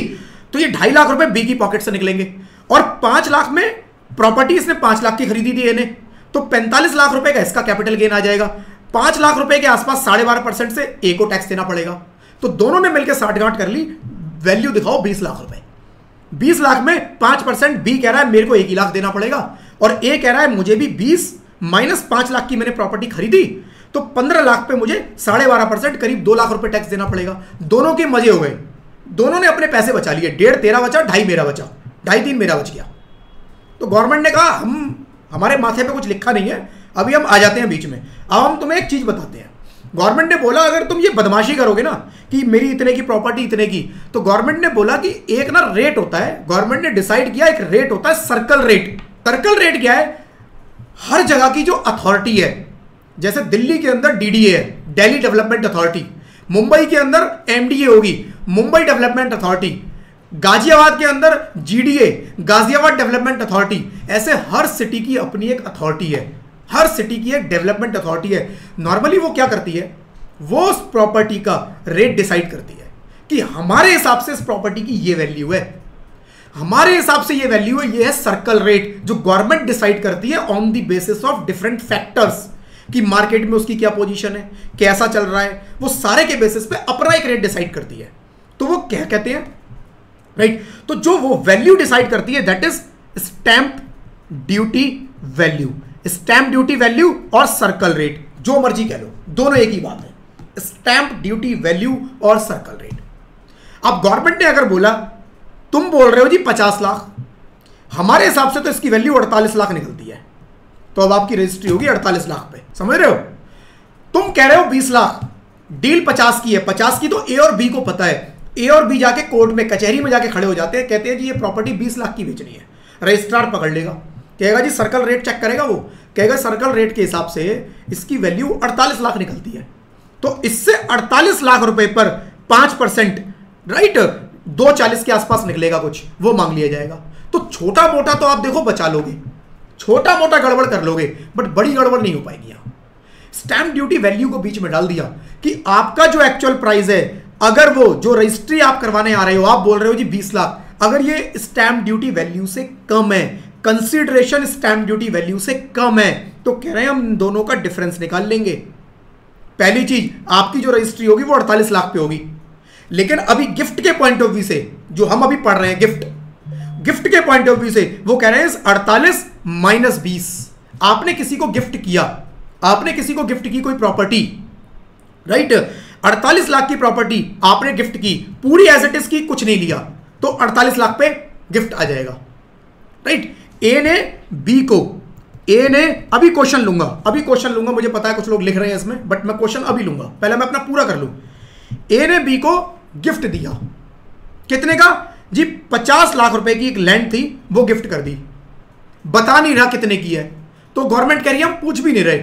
आपने ए को बी को गिफ्ट किया ना, सिंपल, इसकी स्टैंप ड्यूटी वैल्यू निकाल लो। स्टैंप ड्यूटी वैल्यू कोई भी जाके निकाल सकता है रजिस्ट्रार ऑफिस से, फिक्स है सबकी, हर फ्लोर की फिक्स है, लैंड की फिक्स है, बिल्डिंग की फिक्स है, सब उन्होंने रेट निकाले हुए हैं, कैसे कैलकुलेशन होगी एग्जैक्टली कह रहे हैं, निकालो। वैल्यू देखी हमने जी 48 लाख निकली, ये 50 तो पता ही नहीं है किसी को, ये तो ए और बी को पता थी कि इसकी मार्केट वैल्यू 50 है, राइट। स्टैंप ड्यूटी वैल्यू निकाली, स्टैंप ड्यूटी वैल्यू 48, तो कह रहे हैं जी बी के हाथ में गिफ्ट पे टैक्स लगेगा, कितने पे? 48 लाख पे। बस इतनी सी बात उसने बोली है कि जो बी को गिफ्ट देना है वो 48 लाख पे देना है, और मान लो ए ने बी को गिफ्ट दिया कितने का, राइट, जिसकी स्टैंप ड्यूटी वैल्यू है 48 लाख। एक ऐसी लैंड दी जिसकी स्टैंप ड्यूटी वैल्यू 48 लाख है, बट उसने उसको 20 लाख में ट्रांसफर कर दिया, 20 लाख में इसको दे दिया। ये वही एग्जांपल है जो मैंने यहां बनाया था अभी। तो वो कह रहा है इन दोनों का डिफरेंस निकाल लो, स्टैंप ड्यूटी वैल्यू से कम में आपने ट्रांसफर किया है, कितना, राइट, कितना? 28 लाख। कह रहे ये 28 लाख बी के हाथ में टैक्सेबल हो जाएगा, इसको हम गिफ्ट मानेंगे। जो ये डिफरेंस निकल के आएगा that is gift under third category, transfer of immovable property. ये ए और बी बोल नहीं रहे गिफ्ट, लेकिन हमारा रूल बोल रहा है कि इसके अंदर गिफ्ट का कंपोनेंट है, वरना कोई किसी को कुछ नहीं देता, कोई किसी को कुछ नहीं देता। ये आपने गिफ्ट किया है और ये एक्चुअली गिफ्ट भी नहीं है। अगर ये खाली गिफ्ट होता तो हम टैक्स नहीं लगाते। एक्चुअली कोई किसी को गिफ्ट नहीं देता अनलेस अनटिल कोई क्लोज रिलेशन हो। तो अगर कोई किसी को गिफ्ट दे रहा है, इसका मतलब कुछ ना कुछ उसकी इनकम है जो गिफ्ट का नाम लेके ट्रांसफर की जा रही है। ये एक्चुअल गिफ्ट होता 28 लाख, वो कह रहे हैं हम कोई टैक्स नहीं लगाते, हम कोई टैक्स नहीं लगाते। ये 28 लाख एक्चुअल गिफ्ट होता, हम लगाते ही नहीं टैक्स, लेकिन गिफ्ट होता ही नहीं है। ये तो ए ने बी को कुछ पैसा देना होगा जरूर, कोई इनकम होगी बी की 28 लाख रुपए की, इसीलिए सस्ते में प्रॉपर्टी ट्रांसफर कर दी कि भाई देख मेरे पे पैसे नहीं है, तू मेरी प्रॉपर्टी ले ले। सस्ते में प्रॉपर्टी ट्रांसफर किया, कुछ ना कुछ ये बी की इनकम है, तुम हमें बता नहीं रहे हो, कोई बात नहीं, इस 28 लाख रुपए पे अदर सोर्सेज में जाकर टैक्स लगाएंगे हम। कोई गिफ्ट नहीं है ये, गवर्नमेंट ने इसको गिफ्ट का नाम दे दिया। इंटेंशन ये है कि कोई गिफ्ट है ही नहीं है, क्योंकि गिफ्ट होता ही नहीं है।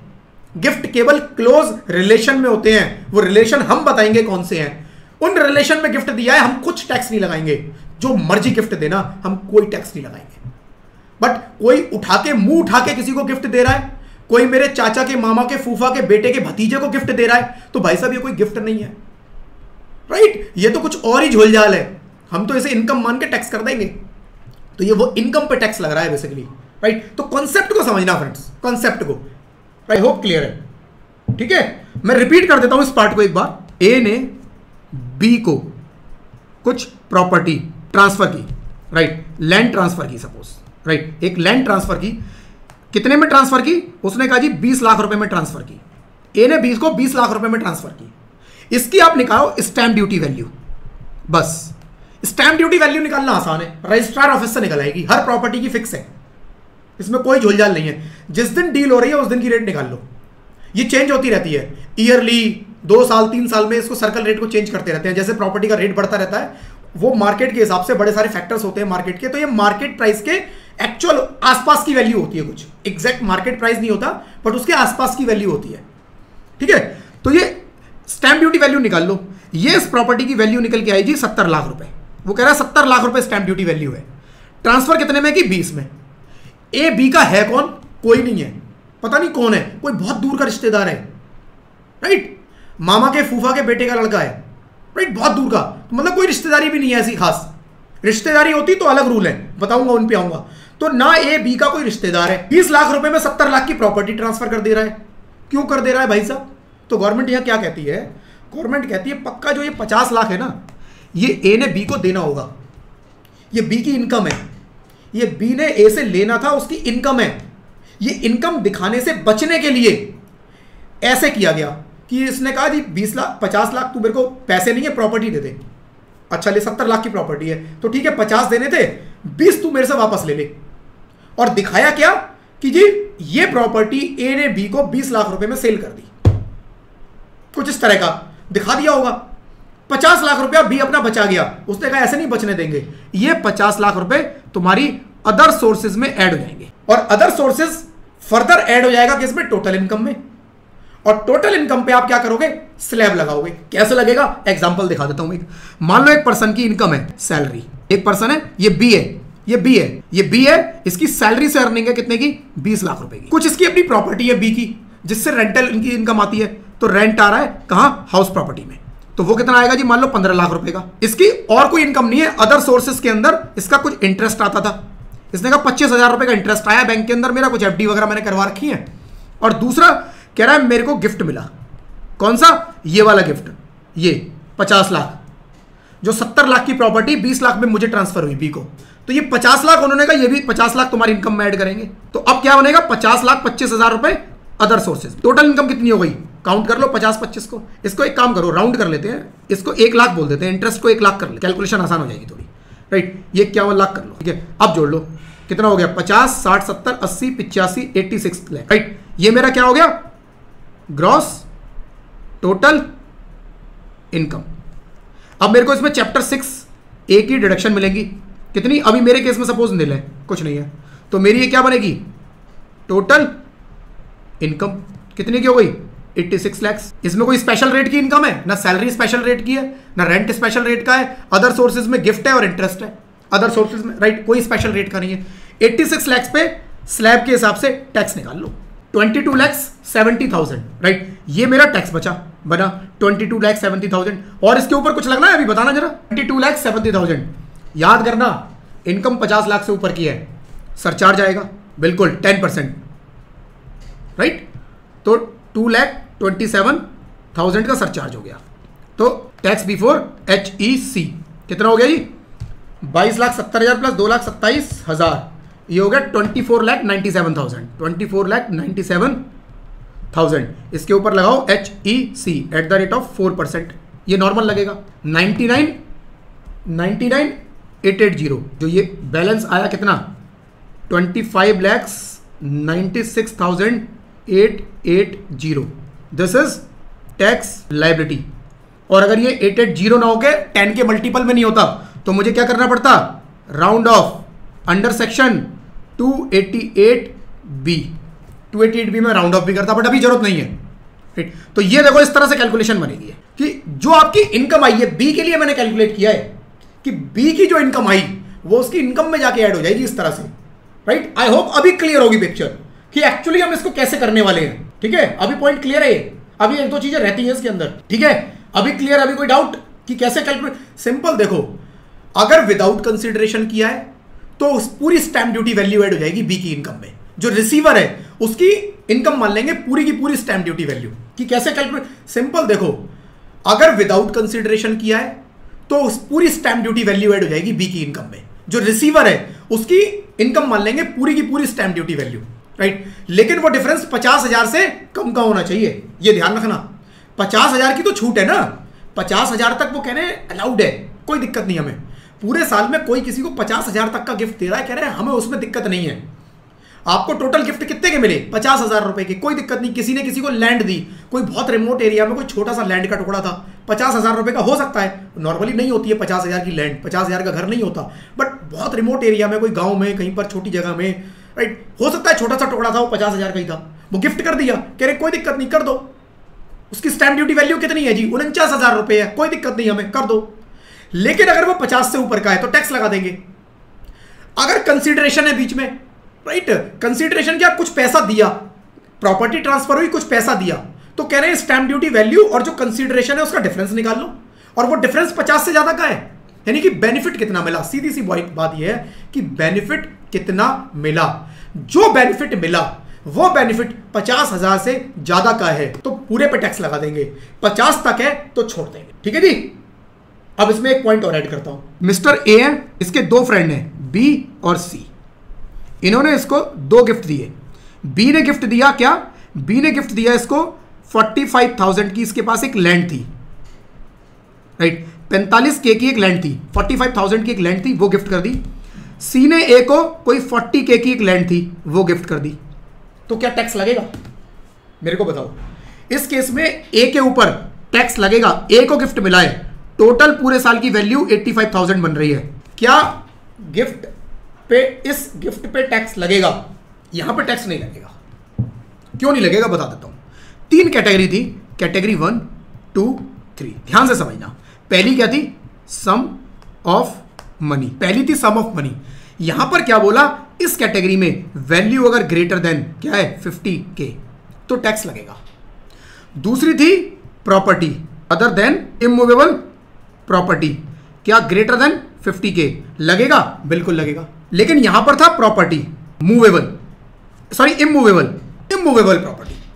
यहां पर इन्होंने बोला कि प्रॉपर्टी वाइज देखो, यहां पर बोला इंडिविजुअल प्रॉपर्टी वाइज देखो 50,000 की लिमिट। हर जगह बोला एग्रीगेट, यहां पर बोला प्रॉपर्टी वाइज। यहां एग्रीगेट देखो, यहां एग्रीगेट देखो, यहां प्रॉपर्टी वाइज, यहां कैटेगरी वाइज, यहां कैटेगरी भी हटा दी। इन्होंने कहा प्रॉपर्टी वाइज, इंडिविजुअल प्रॉपर्टी देखो। यहां एक स्पेशल ये छूट दे दी गई कि यहां पर उनको ऐसा लगा यार सारी प्रॉपर्टी का मिला के बोलेंगे तो कोई हमारा मजाक ना उड़ाए कि जी इतनी सारी प्रॉपर्टी का वैल्यू मिला के 50,000 कैसे हो जाएगी, कुछ तो सोचो थोड़ा। तो गवर्नमेंट ने कहा ठीक है कुछ सोच लेते हैं हम भी, यहां थोड़ा आपको और रिलैक्सेशन दे देते हैं कि जी इंडिविजुअल प्रॉपर्टी देखेंगे हम यहां पर कि इंडिविजुअल प्रॉपर्टी की वैल्यू 50,000 से ऊपर की है तो उस प्रॉपर्टी पर टैक्स लगाएंगे बस। तो यहां इस एग्जांपल के अंदर बी ने ए को 45,000 की लैंड दी, एग्जेम्प्ट। सी ने राइट 45,000 की लैंड दी, एग्जेम्प्ट। तो इस 85,000 की वैल्यू पे ए को कोई टैक्स नहीं देना।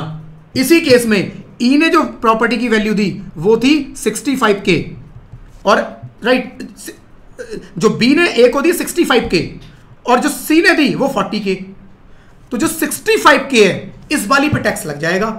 ए की जो इनकम में ऐड होगा वो 65,000 होगा केवल, बस ये वाला, ये 40 नहीं होगा। प्रॉपर्टी वाइज देखना है, प्रॉपर्टी वाइज देखना है मुझे इस केस में। तो ध्यान रखना कैटेगरी 1 में मुझे देखना है इंडिविजुअल, राइट, कैटेगरी 1 में देखना है कैटेगरी वाइज एग्रीगेट टोटल पूरे साल का। Category B second category other than immovable property वाला जो है उसमें भी देखना है पूरा कैटेगरी का टोटल। कैटेगरी सी जो इमूवेबल प्रॉपर्टी की बात करता है, एसेट फिक्स्ड एसेट्स की बात, fixed assets basically land building की बात करता है, राइट। लैंड बिल्डिंग के केस में कह रहे हैं इंडिविजुअल प्रॉपर्टी का देख लो आप। इंडिविजुअल प्रॉपर्टी के केस में जो जो 50 से ऊपर की निकले उस पर टैक्स लगाते जाओ, वो इनकम में ऐड करते जाओ, बस बाकी छोड़ दो, बाकी एग्जेप्ट। ठीक है ना, ये पॉइंट ध्यान रखना। ये गलती हो जाती है कई बार, तो मैं जानबूझ के आपसे गलतियां करा रहा हूं। पहले गलती करके ना वो सही पता चलता है तो याद ज्यादा टाइम रहता है। ठीक है, तो पढ़ लेते हैं इस चीज को। देखो यहां भी लिखा हुआ है, मैंने बताया नहीं आपको, यहां बताया हुआ था, अच्छा बताया है मैंने, यहां पढ़ तो दिया था ये वाले पॉइंट में। Without consideration if person receive any movable property without consideration it will be exempt from income tax if the stamp duty value is up to 50। However, if stamp duty value exceeds 50,000, entire stamp duty value will be taxable। यहां पर market value की बात नहीं कर रहा, stamp duty value. ठीक है, under the head income from house property for this purpose the value of each individual immovable property is considered instead of aggregate value of all properties. लिखा है each property की value देखनी है, each individual property की, aggregate नहीं रखना। और with consideration, ये तो था विदाउट कंसीडरेशन। विद कंसीडरेशन में जो मैं बता चुका हूं ऑलरेडी वही लिखा है, पढ़ लेते हैं एक बार।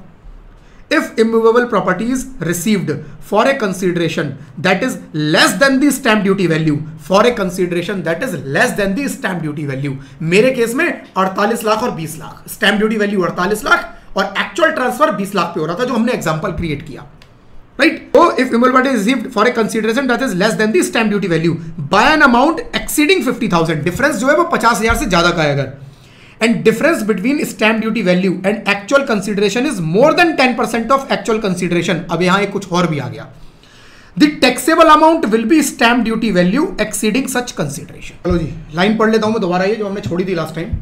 एक तो पॉइंट था हमारा विदाउट कंसिडरेशन कि भाई कुछ भी पैसा मुझे नहीं मिला, राइट। विदाउट कंसिडरेशन में मैंने अपनी प्रॉपर्टी उठा के सीधा ट्रांसफर कर दी, अपनी प्रॉपर्टी मैंने दी और सीधा उठा के अपनी प्रॉपर्टी को मैंने ट्रांसफर कर दिया, राइट।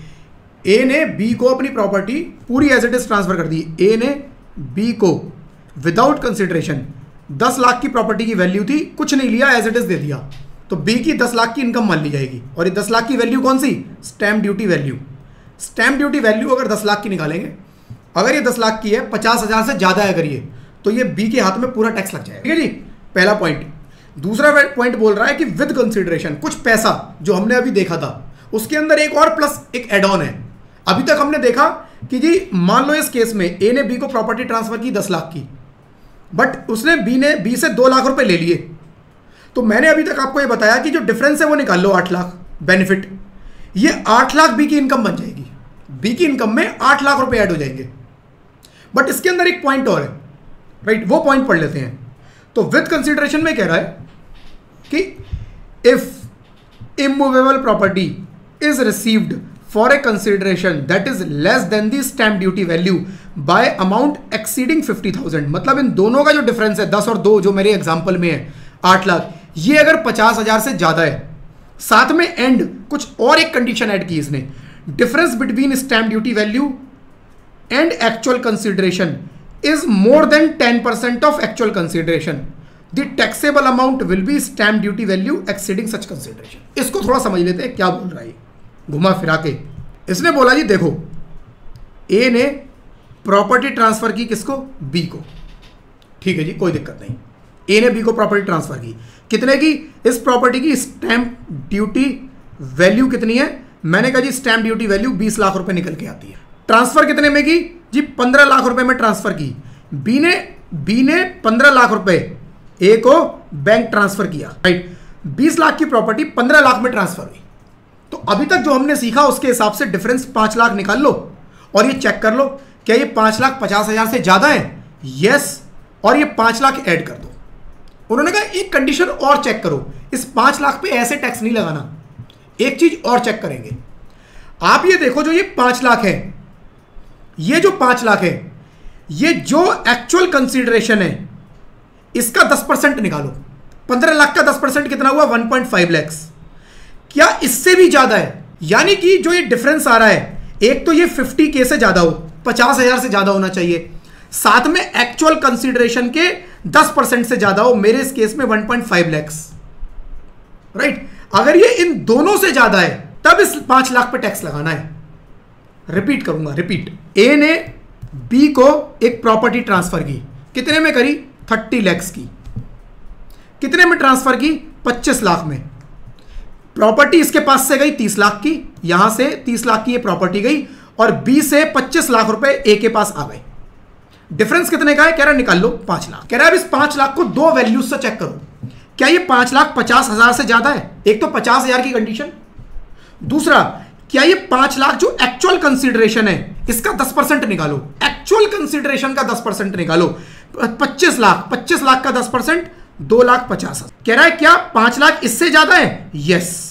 क्या 5 लाख इससे भी ज्यादा है? यस।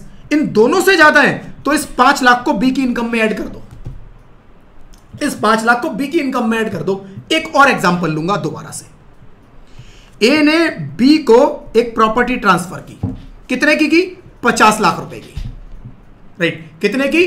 50 लाख की। कितने में की जी? 50 लाख इसकी स्टैंप ड्यूटी वैल्यू है। कितने में ट्रांसफर की? 48 लाख में, 48 लाख में।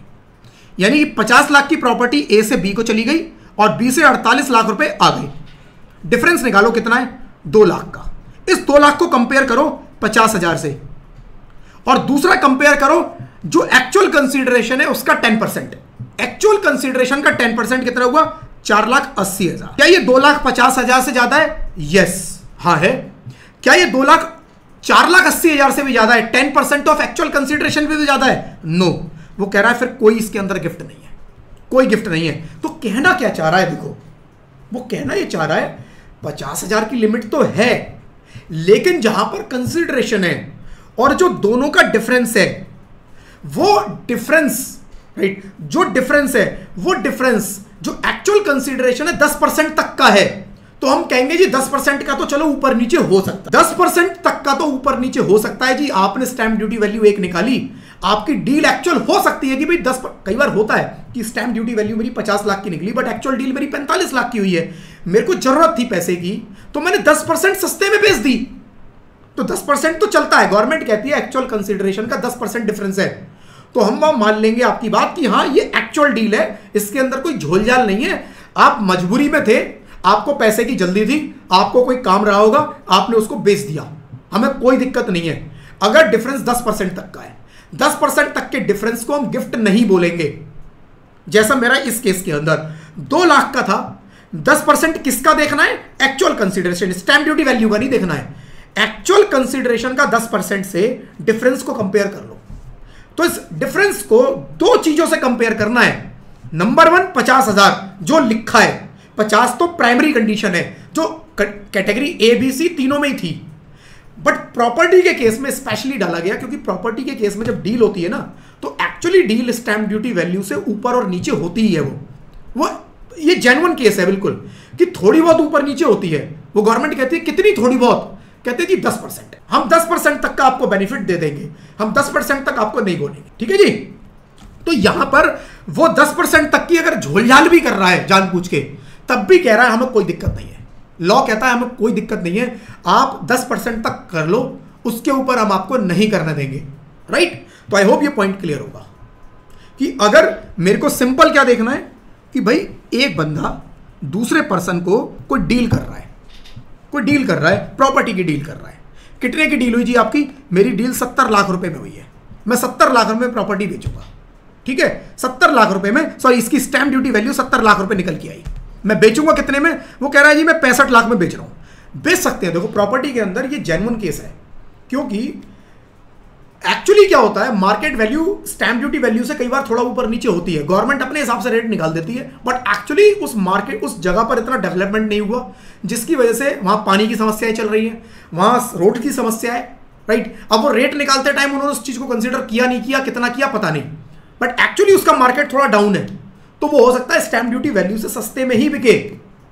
रियल प्रॉब्लम है ये। तो रियल प्रॉब्लम को ध्यान में रखते हुए गवर्नमेंट ने भी यहां पर 10% की छूट दे दी कि 10% तक हम भी कुछ नहीं बोलेंगे। तो यहां पर उन्होंने बोला जी आपने 70 लाख की प्रॉपर्टी थी हमारे हिसाब से, आपने 65 लाख में ट्रांसफर किया, कोई बात नहीं, आप डिफरेंस निकालो, 5 लाख का आया। उसने कहा देखो गिफ्ट में हमने 50,000 की लिमिट दी है, इससे कंपेयर करो। उन्होंने कहा यार इससे तो ज्यादा है, ज्यादा है, ठीक है। प्रॉपर्टी है तो एक चीज और देख लो कि जो आपकी डील वैल्यू है कितने की, 65 लाख, इसका 10% 6.5 लाख। क्या इस 6.5 लाख से भी ज्यादा है? नहीं, इस 6.5 लाख के तो अंदर ही है, 5 लाख इस 6.5 लाख के अंदर है। उन्होंने कहा इसके अंदर है ना बस 10% की, बस हमें कोई दिक्कत नहीं है, बी के हाथ में कोई टैक्स नहीं लगाएंगे। किस पे? इस 5 लाख पे कोई टैक्स नहीं है, नो टैक्स, राइट। तो एक जेन्युइन प्रॉब्लम को गवर्नमेंट ने टेक केयर किया इस प्रोविजन के थ्रू। वरना क्या होता अगर ये प्रोविजन ना होता 10% वाला, तो यहां ये बी जो है ना एक्चुअली 5 लाख पे टैक्स दे रहा होता। 30% की अगर ये बी स्लैब में है, मान लो 30% के स्लैब में चला जाए, हायर इनकम है इसकी, तो 5 लाख पे 1.5 लाख रुपए का टैक्स। अंदर से बद्दुआएं निकलती सरकार के लिए इसकी कि यार एक तो मेरी प्रॉपर्टी सस्ते में बिक गई और ऊपर से सरकार मेरे से टैक्स भी मांग रही है इसके ऊपर, राइट। ये बंदा कह रहा है प्रॉपर्टी सस्ते में बिक गई और ये बंदा क्या कह रहा है यार टैक्स मांग, मतलब मिलके प्रॉब्लम हो रही है इतनी सारी। तो एक बंदे की प्रॉपर्टी सस्ते में बिक रही है और दूसरे से उठाकर तुम टैक्स मांग लो कि मतलब मैं जानबूझ के उसे महंगे में खरीदूं जो वैल्यू उतनी है, राइट। तो जेन्युइन इशू था फ्रेंड्स, जहां पर इस जेन्युइन इशू को हैंडल किया गया इस 10% का क्लॉज ऐड। ठीक है, तो यहां तक मेरे हिसाब से क्लियर होगा। और एक बार देख लेते हैं उसमें कोई पॉइंट पेंडिंग तो नहीं है। वैसे मेरे हिसाब से अब कुछ बचा नहीं है। When a person sells immovable property the conveyance deed is prepared. ये जो मैंने बताया स्टैंप ड्यूटी वैल्यू क्या होती है। When a person sells immovable property the conveyance deed is prepared in the office of registrar and tax is paid to the state government. जो मैंने 5% tax बताया था जो रजिस्ट्रार ऑफिस में मुझे देना पड़ता है रजिस्ट्री के टाइम पर, इसका इनकम टैक्स का लेना देना नहीं है, ये प्रॉपर्टी का टैक्स होता है basically, right. For transferring the property this tax is called stamp duty and value on which duty is charged is referred as stamp duty value of the circle rate. Since the right value may not always be disclosed by people, the state government determine this value. कि भाई वो कह रहा है right value लोग बताते ही नहीं है, कभी बताएंगे ही नहीं एक्चुअल वैल्यू हमें। अगर हम बोलेंगे जी आप बताओ वैल्यू, तो वो तो झुलझानी करेंगे, 50 की 20 बताएंगे। तो वो कह रहे हैं इसीलिए सर्कल रेट हमने निकाल रखे हैं, आप हमारे हिसाब से वैल्यू निकले। ठीक है, यहां तक कोई डाउट तो बताओ। अब मैं एक एग्जांपल लिखवाऊंगा, राइट। एक क्वेश्चन सॉल्व कर लेते हैं, एक क्वेश्चन सॉल्व कर लेते हैं। उसमें बहुत सारे आप लोगों के डाउट है, मुझे पता है, वो सब क्लियर हो जाएंगे। पहले कुछ एग्जांपल ना यहां पर लिखे हुए वो पढ़ लेते हैं, उसके बाद एक क्वेश्चन मैं अपनी तरफ से लिखवाऊंगा, उसको सॉल्व करेंगे क्लास में। Mister Z receive a plot of land with A stamp duty value of 45,000। इसकी स्टैम्प ड्यूटी वैल्यू 45,000 है। The entire amount will be exempt from income tax because it is below 50,000। एक plot है, 50,000 से कम उसकी stamp duty value, वो कह रहा है पूरा एग्जेप्ट कर दो। दूसरे एग्जाम्पल में बोला mister Z receive another property with stamp duty value of 70,000। The entire amount of 70,000 will be taxable, क्योंकि 50,000 से क्रॉस कर गया, राइट। इसमें अभी तक कोई कंसिडरेशन नहीं है, इसलिए 10% का एंगल आएगा ही नहीं, 10% वाली कैलकुलेशन नहीं आएगी। Mister Z receive A commercial property for consideration of 40,000, मतलब 40,000 में उन्हें एक प्रॉपर्टी मिली है, अब कंसिडरेशन आ गया। While the stamp duty value is 92,000। Stamp duty value कह रहा है 92K है और 40,000 में उसने खरीदी है, right. Difference between stamp duty value and consideration is 52। कह रहा है डिफरेंस जो है वो निकाल लो 52K, विच एक्सीड्स 50,000। 52K 50,000 एक्सीड हो गया, यस हो गया। And stamp duty value exceeds actual consideration by more than 10%, right. More than 10%, 52,000 is more than 10% of 40,000।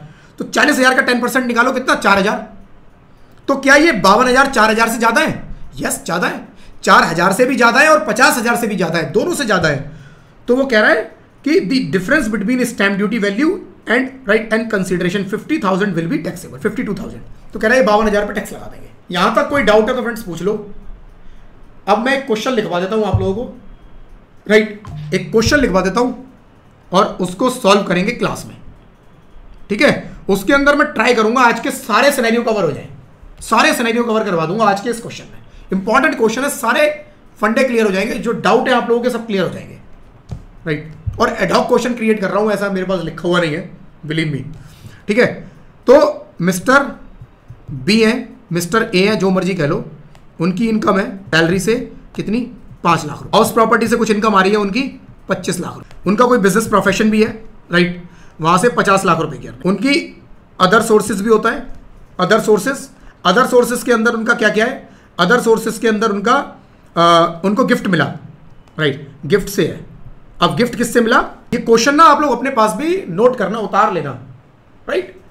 Cash from friend, right, x कितने का मिला, 50,000 का, ठीक है जी। उसके बाद उसको गिफ्ट मिला, right, gold ring from Y, ये कितने की मिली, ये मिली 65,000। साथ में उसको लैंड, राइट, लैंड उसको मिली है, कितने की मिली है लैंड, उसको फ्रॉम जेड, उसको लैंड मिली जी 45,000 की, ठीक है जी। तो ये उसको गिफ्ट मिले हैं, गिफ्ट मिले कितने के जी, जोड़ लो, 6 कितना हुआ, 6 4 1 10 और 50, 1,60,000। तो 1,60,000 के उसके गिफ्ट मिले हुए हैं उसको। और साथ में एक और इंफॉर्मेशन वो मेरे को दे रहा है, कह रहा है कि B purchased a house from mister C, right. B ने एक हाउस परचेज किया है किससे, मिस्टर सी से, राइट। स्टैम्प ड्यूटी वैल्यू जिसकी कितने की है, वो कह रहा है स्टैम्प ड्यूटी वैल्यू इसकी 25 लाख रुपए की है, for a consideration of rupees कितने, 15 lakhs। Calculate tax liability of mister B for assessment year 2025-26। ये है क्वेश्चन, राइट। इसको सॉल्व करेंगे तो इसके अंदर देखो salary, house property, business profession तो एज इट इज ले लेता हूं 5, 25, 50। तो सबसे पहले ऊपर लिखेंगे computation of tax liability of mister B. सबसे टॉप पर मुझे ये लाइन लिखनी है हमेशा, ठीक है जी। के बाद फिर income under the head salary, salary कितनी की है 5, 25, 50। Income under the head house property, ये ऐसे डॉट डॉट बना के मत आना एग्जाम में, पूरा लिख के आना, मैं अभी जल्दी के चक्कर में शॉर्टकट मार रहा हूँ। Income under the head business profession, income under the head other sources. अब ये कैलकुलेट करो, राइट। अदर सोर्सेज में गिफ्ट, राइट। इसके अंदर देखो, अब देखना शुरू करो। Gift from x, gift from x 50,000, right. और वो क्या मिला है, कैश, कैटेगरी 1, 50,000 तक का एग्जेम्प्ट। तो ये टोटल इनकम का पार्ट नहीं बनेगा, इस पे कोई टैक्स नहीं लगेगा, छोड़ दो इसको। गोल्ड रिंग मिली है फ्रेंड वाई से, मार्केट वैल्यू कितनी है 65,000, 50,000 से ऊपर का है, टैक्स लग जाएगा 65,000, राइट। तो गिफ्ट फ्रॉम वाई कितना 65,000, ठीक है जी। देन उसके बाद क्या है, लैंड जेड से मिली 45,000 की। इंडिविजुअल मैंने बोला जब इमूवेबल प्रॉपर्टी आएगी तो इंडिविजुअल एसेट को देखना है, राइट। तो इंडिविजुअल एसेट, ये जो लैंड मिली 45,000, 50,000 से कम की है, यस। विदाउट कंसिडरेशन है 45,000, 50,000 से कम है, यस। तो ये भी एग्जेम्प्ट, कोई टैक्स नहीं लगेगा, छोड़ दो इसको भी, ठीक है। एक अलग से इंफॉर्मेशन दी गई है, बोल नहीं रहा गिफ्ट, वो कह रहा है बी ने परचेज किया एक हाउस फ्रॉम मिस्टर सी से, स्टैम्प ड्यूटी वैल्यू 25 लाख है, for a consideration of 15 lakh. इसकी वर्किंग बना लेते हैं, नीचे एक वर्किंग कर लेते हैं, या यहीं पर कर लेते हैं, यहीं पर कर लेते हैं। गिफ्ट फ्रॉम सी, सी से उसने लैंड परचेज की, तो सी से गिफ्ट बनेगा, क्या बनेगा, चेक करो, राइट। चेक करो difference between stamp duty value and consideration, difference in stamp duty value and actual consideration. कितना है डिफरेंस दोनों का, दोनों का डिफरेंस है 25 माइनस 15, 10 लाख का डिफरेंस। तो ये 10 लाख का डिफरेंस, राइट, 10 लाख का डिफरेंस। अब ये कह रहा है डिफरेंस को कंपेयर करो किससे, क्या ये difference, is this difference greater than 50,000, right, and is this greater than 10% of actual, 10% of what, 10% of actual consideration. Actual consideration कितने का है, 15 लाख रुपए का। तो 15 लाख का 10% 1.5 लाख। तो मुझे कंपेयर करना है, क्या ये ग्रेटर देन 50,000 एंड क्या ये ग्रेटर देन 1,50,000 है, राइट। तो इन दोनों फिगर्स से कंपेयर किसको करना है, मुझे कंपेयर करना है इस 10 लाख को, जो डिफरेंस है। ये 10 लाख का डिफरेंस इस 50,000 से भी ज्यादा है और इस 1.5 लाख से भी ज्यादा है। तो ये 10 लाख का 10 लाख पूरा क्या होगा, गिफ्ट बन जाएगा। तो गिफ्ट कितना हुआ, 10 लाख। तो 65,000 का गिफ्ट ये हुआ, सी से 10 लाख का गिफ्ट हुआ, टोटल कितने का हुआ, 10,65,000 रुपए का गिफ्ट, राइट। तो मेरी जो टोटल इनकम बनेगी, ग्रॉस टोटल इनकम, वो बनेगी कितनी, 50 लाख, 25 लाख, 5 लाख और ये 10,65,000। इसमें और तो कुछ नहीं लिखा था मैंने, बस यही आइटम थे, राइट। तो टोटल हो गया मेरा 50, 25, 75 और 5 80 लाख, 80 और 10 90। तो मेरा टोटल ये बनता है 90 लाख। अब इस 90,65,000 के ऊपर टैक्स लायबिलिटी कैलकुलेट करो। क्या टैक्स कैलकुलेट करेंगे, कितनी आएगी, 90,65,000 पे 24,09,500, 24,09,500 टैक्स लायबिलिटी मेरी कितनी बनती है, बिफोर सरचार्ज, राइट। इसके ऊपर सरचार्ज ऐड करूंगा, कितना, 10%। तो 240950, ये मेरा सरचार्ज ऐड हो जाएगा। तो ये मेरा आ जाएगा 26,50,450, राइट। ये मेरा आएगा tax before HEC at the rate of 4%, HEC at the rate of 4% multiplied by 4%, 106,018, ये मेरा सरचार्ज हो गया। तो टोटल मेरा बनता है कितना, 26,80,450 प्लस 106,018, 27,56,468, ये मेरी टैक्स लायबिलिटी। और इसको राउंड ऑफ करूंगा अंडर सेक्शन 288B, 288 पे भी मैं राउंड ऑफ करूंगा तो कितना आएगा, 27,56,470। ये मेरी टैक्स लायबिलिटी बनती है फाइनली 27,56,470, राइट, ठीक है जी। तो ये फ्रेंड्स इस तरह से आप इसको सॉल्व कर लेना। और अभी गिफ्ट के अंदर काफी कुछ बचा हुआ है, तो नेक्स्ट क्लास में गिफ्ट के अंदर जो है इसको कंप्लीट करेंगे। कुछ और चीजें हैं गिफ्ट के अंदर, यहां तक हमारा कंप्लीट हो गया। एक बार फ्रेंड्स ब्रीफ में ना मैं पूरा कॉन्सेप्ट रिपीट कर रहा हूं, केवल जो आज हम लोगों ने देखा गिफ्ट से रिलेटेड, टैक्सेबिलिटी ऑफ गिफ्ट। तो हमने देखा कैटेगरी 1, सम ऑफ मनी, कोई मेरे को पैसे दे देता है, ट्रांसफर कर देता है, यूपीआई कर देता है, किसी भी मोड में मुझे पैसे देता है। यहां पर हम क्या देखेंगे, एग्रीगेट देखेंगे, right, aggregate of full year, aggregate of full year, पूरे साल में मेरे को देखना है कि पूरे साल में जो मेरे को पैसा मिला इज इट ग्रेटर देन क्या 50K। 10 लोगों से मिला, 5 लोगों से मिला, 50 लोगों से मिला, सारा मिला के टोटल जितना मुझे मिला एज ए रिसीवर, अगर ये 50,000 से ज्यादा है तो पूरा टैक्सेबल, अगर ये 50 से कम है तो फुल्ली एग्जेम्प्ट। कैटेगरी 1। कैटेगरी 2 में बात किया क्या, property other than immovable property, right, property other than immovable property. इस केस में भी हमने बोला क्या इसकी वैल्यू देखो 50,000 से ज्यादा है, कौन सी value, market value, jewellery gift कर दी, राइट, कुछ गोल्ड का कुछ और आइटम गिफ्ट कर दिया, या कुछ और आइटम जो इस कैटेगरी में कवर होता है। अभी मैंने आपको आइटम्स की लिस्ट नहीं बताई है फ्रेंड्स, वो नेक्स्ट क्लास में कवर करो, कॉन्सेप्ट को समझना है। तो कोई आइटम मुझे गिफ्ट कर दिया, कोई प्रॉपर्टी मुझे, कोई एसेट मुझे गिफ्ट की अदर देन इमूवेबल प्रॉपर्टी, उसकी मार्केट वैल्यू निकाल लो, अगर उसकी मार्केट वैल्यू 50,000 से ज्यादा है तो फुल्ली टैक्सेबल, राइट। इसमें भी क्या देखेंगे, aggregate of full year, aggregate of full year, पूरे साल का एग्रीगेट देखेंगे यहां पर भी, ठीक है। और कैटेगरी वाइज देखेंगे, मान लो यहां पर मुझे गिफ्ट मिला 45,000 का और यहां पर मुझे गिफ्ट मिला 45,000 का, तो दोनों एग्जेम्प्ट। यहां पर मुझे मिला 45 का और यहां मुझे मिला 60,000 का, तो ये 60,000 टैक्सेबल हो जाएगा, 45,000 एग्जेम्प्ट हो जाएगा। तो हर कैटेगरी के अंदर अपना अपना देखना है, राइट। और यहां पर फ्रेंड्स अगर मुझे कुछ कंसीडरेशन देना पड़ा, राइट, मैंने कुछ कंसीडरेशन दिया है, अगर मान लो मैंने यहां पर मार्केट वैल्यू थी मेरी प्रॉपर्टी जो मैंने ट्रांसफर की ए ने बी को, इसकी मार्केट वैल्यू 5 लाख रुपए है, कंसीडरेशन मैंने 2 लाख रुपए का दिया, ए ने 5 लाख की गोल्ड ट्रांसफर किया, इसने बदले में 2 लाख रुपए दे दिए, तो जो डिफरेंस है 3 लाख वो एज इट इज टैक्सेबल हो जाएंगे। यहां 10% वाला कोई कॉन्सेप्ट नहीं है, यहां as it is transfer, as it is पूरा जो ये डिफरेंस है इसको कंपेयर करना किससे, 50K से। और अगर ये 50K से ज्यादा निकल के आए डिफरेंस, तो जो भी ये 3 लाख का डिफरेंस है ये बी के हाथ में टैक्सेबल हो जाए, ठीक है जी। थर्ड कैटेगरी थी हमारी, थर्ड कैटेगरी थी इमूवेबल प्रॉपर्टी। इमूवेबल प्रॉपर्टी, यहां पे उन्होंने बोला इमूवेबल प्रॉपर्टी ट्रांसफर किया है तो सबसे पहले इसमें इंडिविजुअल प्रॉपर्टी देखेंगे। बाकी तो कैटेगरी में आपने एग्रीगेट करके देखा, यहां इंडिविजुअल प्रॉपर्टी वाइज चेक करेंगे। इंडिविजुअल प्रॉपर्टी की वैल्यू गिफ्ट किया ए ने बी को विदाउट कंसिडरेशन, कितने, 5 लाख रुपए का एक लैंड गिफ्ट कर दिया, बी के हाथ में टैक्सेबल होगा कितना, 5 लाख रुपए, सिंपल।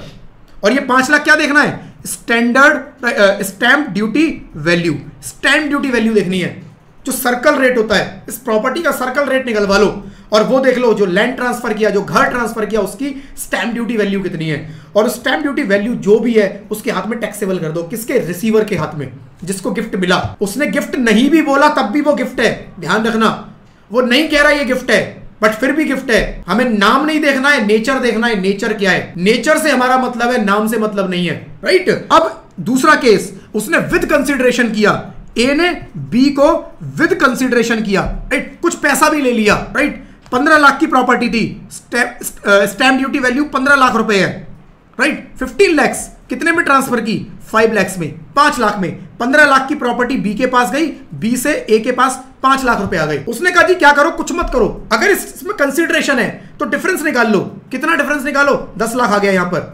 वो कह रहा है इसको 50,000 से कंपेयर करो, अगर ये डिफरेंस 50 से कम है तो कुछ करना ही नहीं है, सोचना ही नहीं है, खत्म बात, कोई टैक्सेबल नहीं है, कोई इसके अंदर टैक्स निकलता ही नहीं। अगर ये 10,50,000 से कम है कुछ नहीं करना, लेकिन ये 50 से ज्यादा निकल आए तो उसने कहा अगर ज्यादा निकल आए तो एक चीज और चेक कर लो, जो एक्चुअल कंसीडरेशन है इसका 10% निकाल लो। वो एक्चुअल कंसीडरेशन भी 85,000 निकलता है बाई चांस हमारे एग्जांपल में, राइट। 10% से भी ज्यादा है, 50 से भी ज्यादा है, तो भैया फिर इस केस में 10 लाख पे हम आपके टैक्स लगाएंगे। बी को टैक्स देना होगा कितने, 10 लैक्स। 10 लैक्स उसके अदर सोर्सेज में जाके ऐड हो जाए। ये चीज फ्रेंड्स हमने आज, राइट, 10% का यहां पर फ्रेंड्स एक हमें गैप हो सकता है, वो कह रहे हैं जेन्युइन प्रॉब्लम हो सकती है, वो हम आपको बेनिफिट दे रहे हैं। इससे ज्यादा डिफरेंस निकला तो फिर हम नहीं मानेंगे जी। तो ये फ्रेंड्स कॉन्सेप्ट हम आज हम लोगों ने देखा, आई होप क्लियर होगा।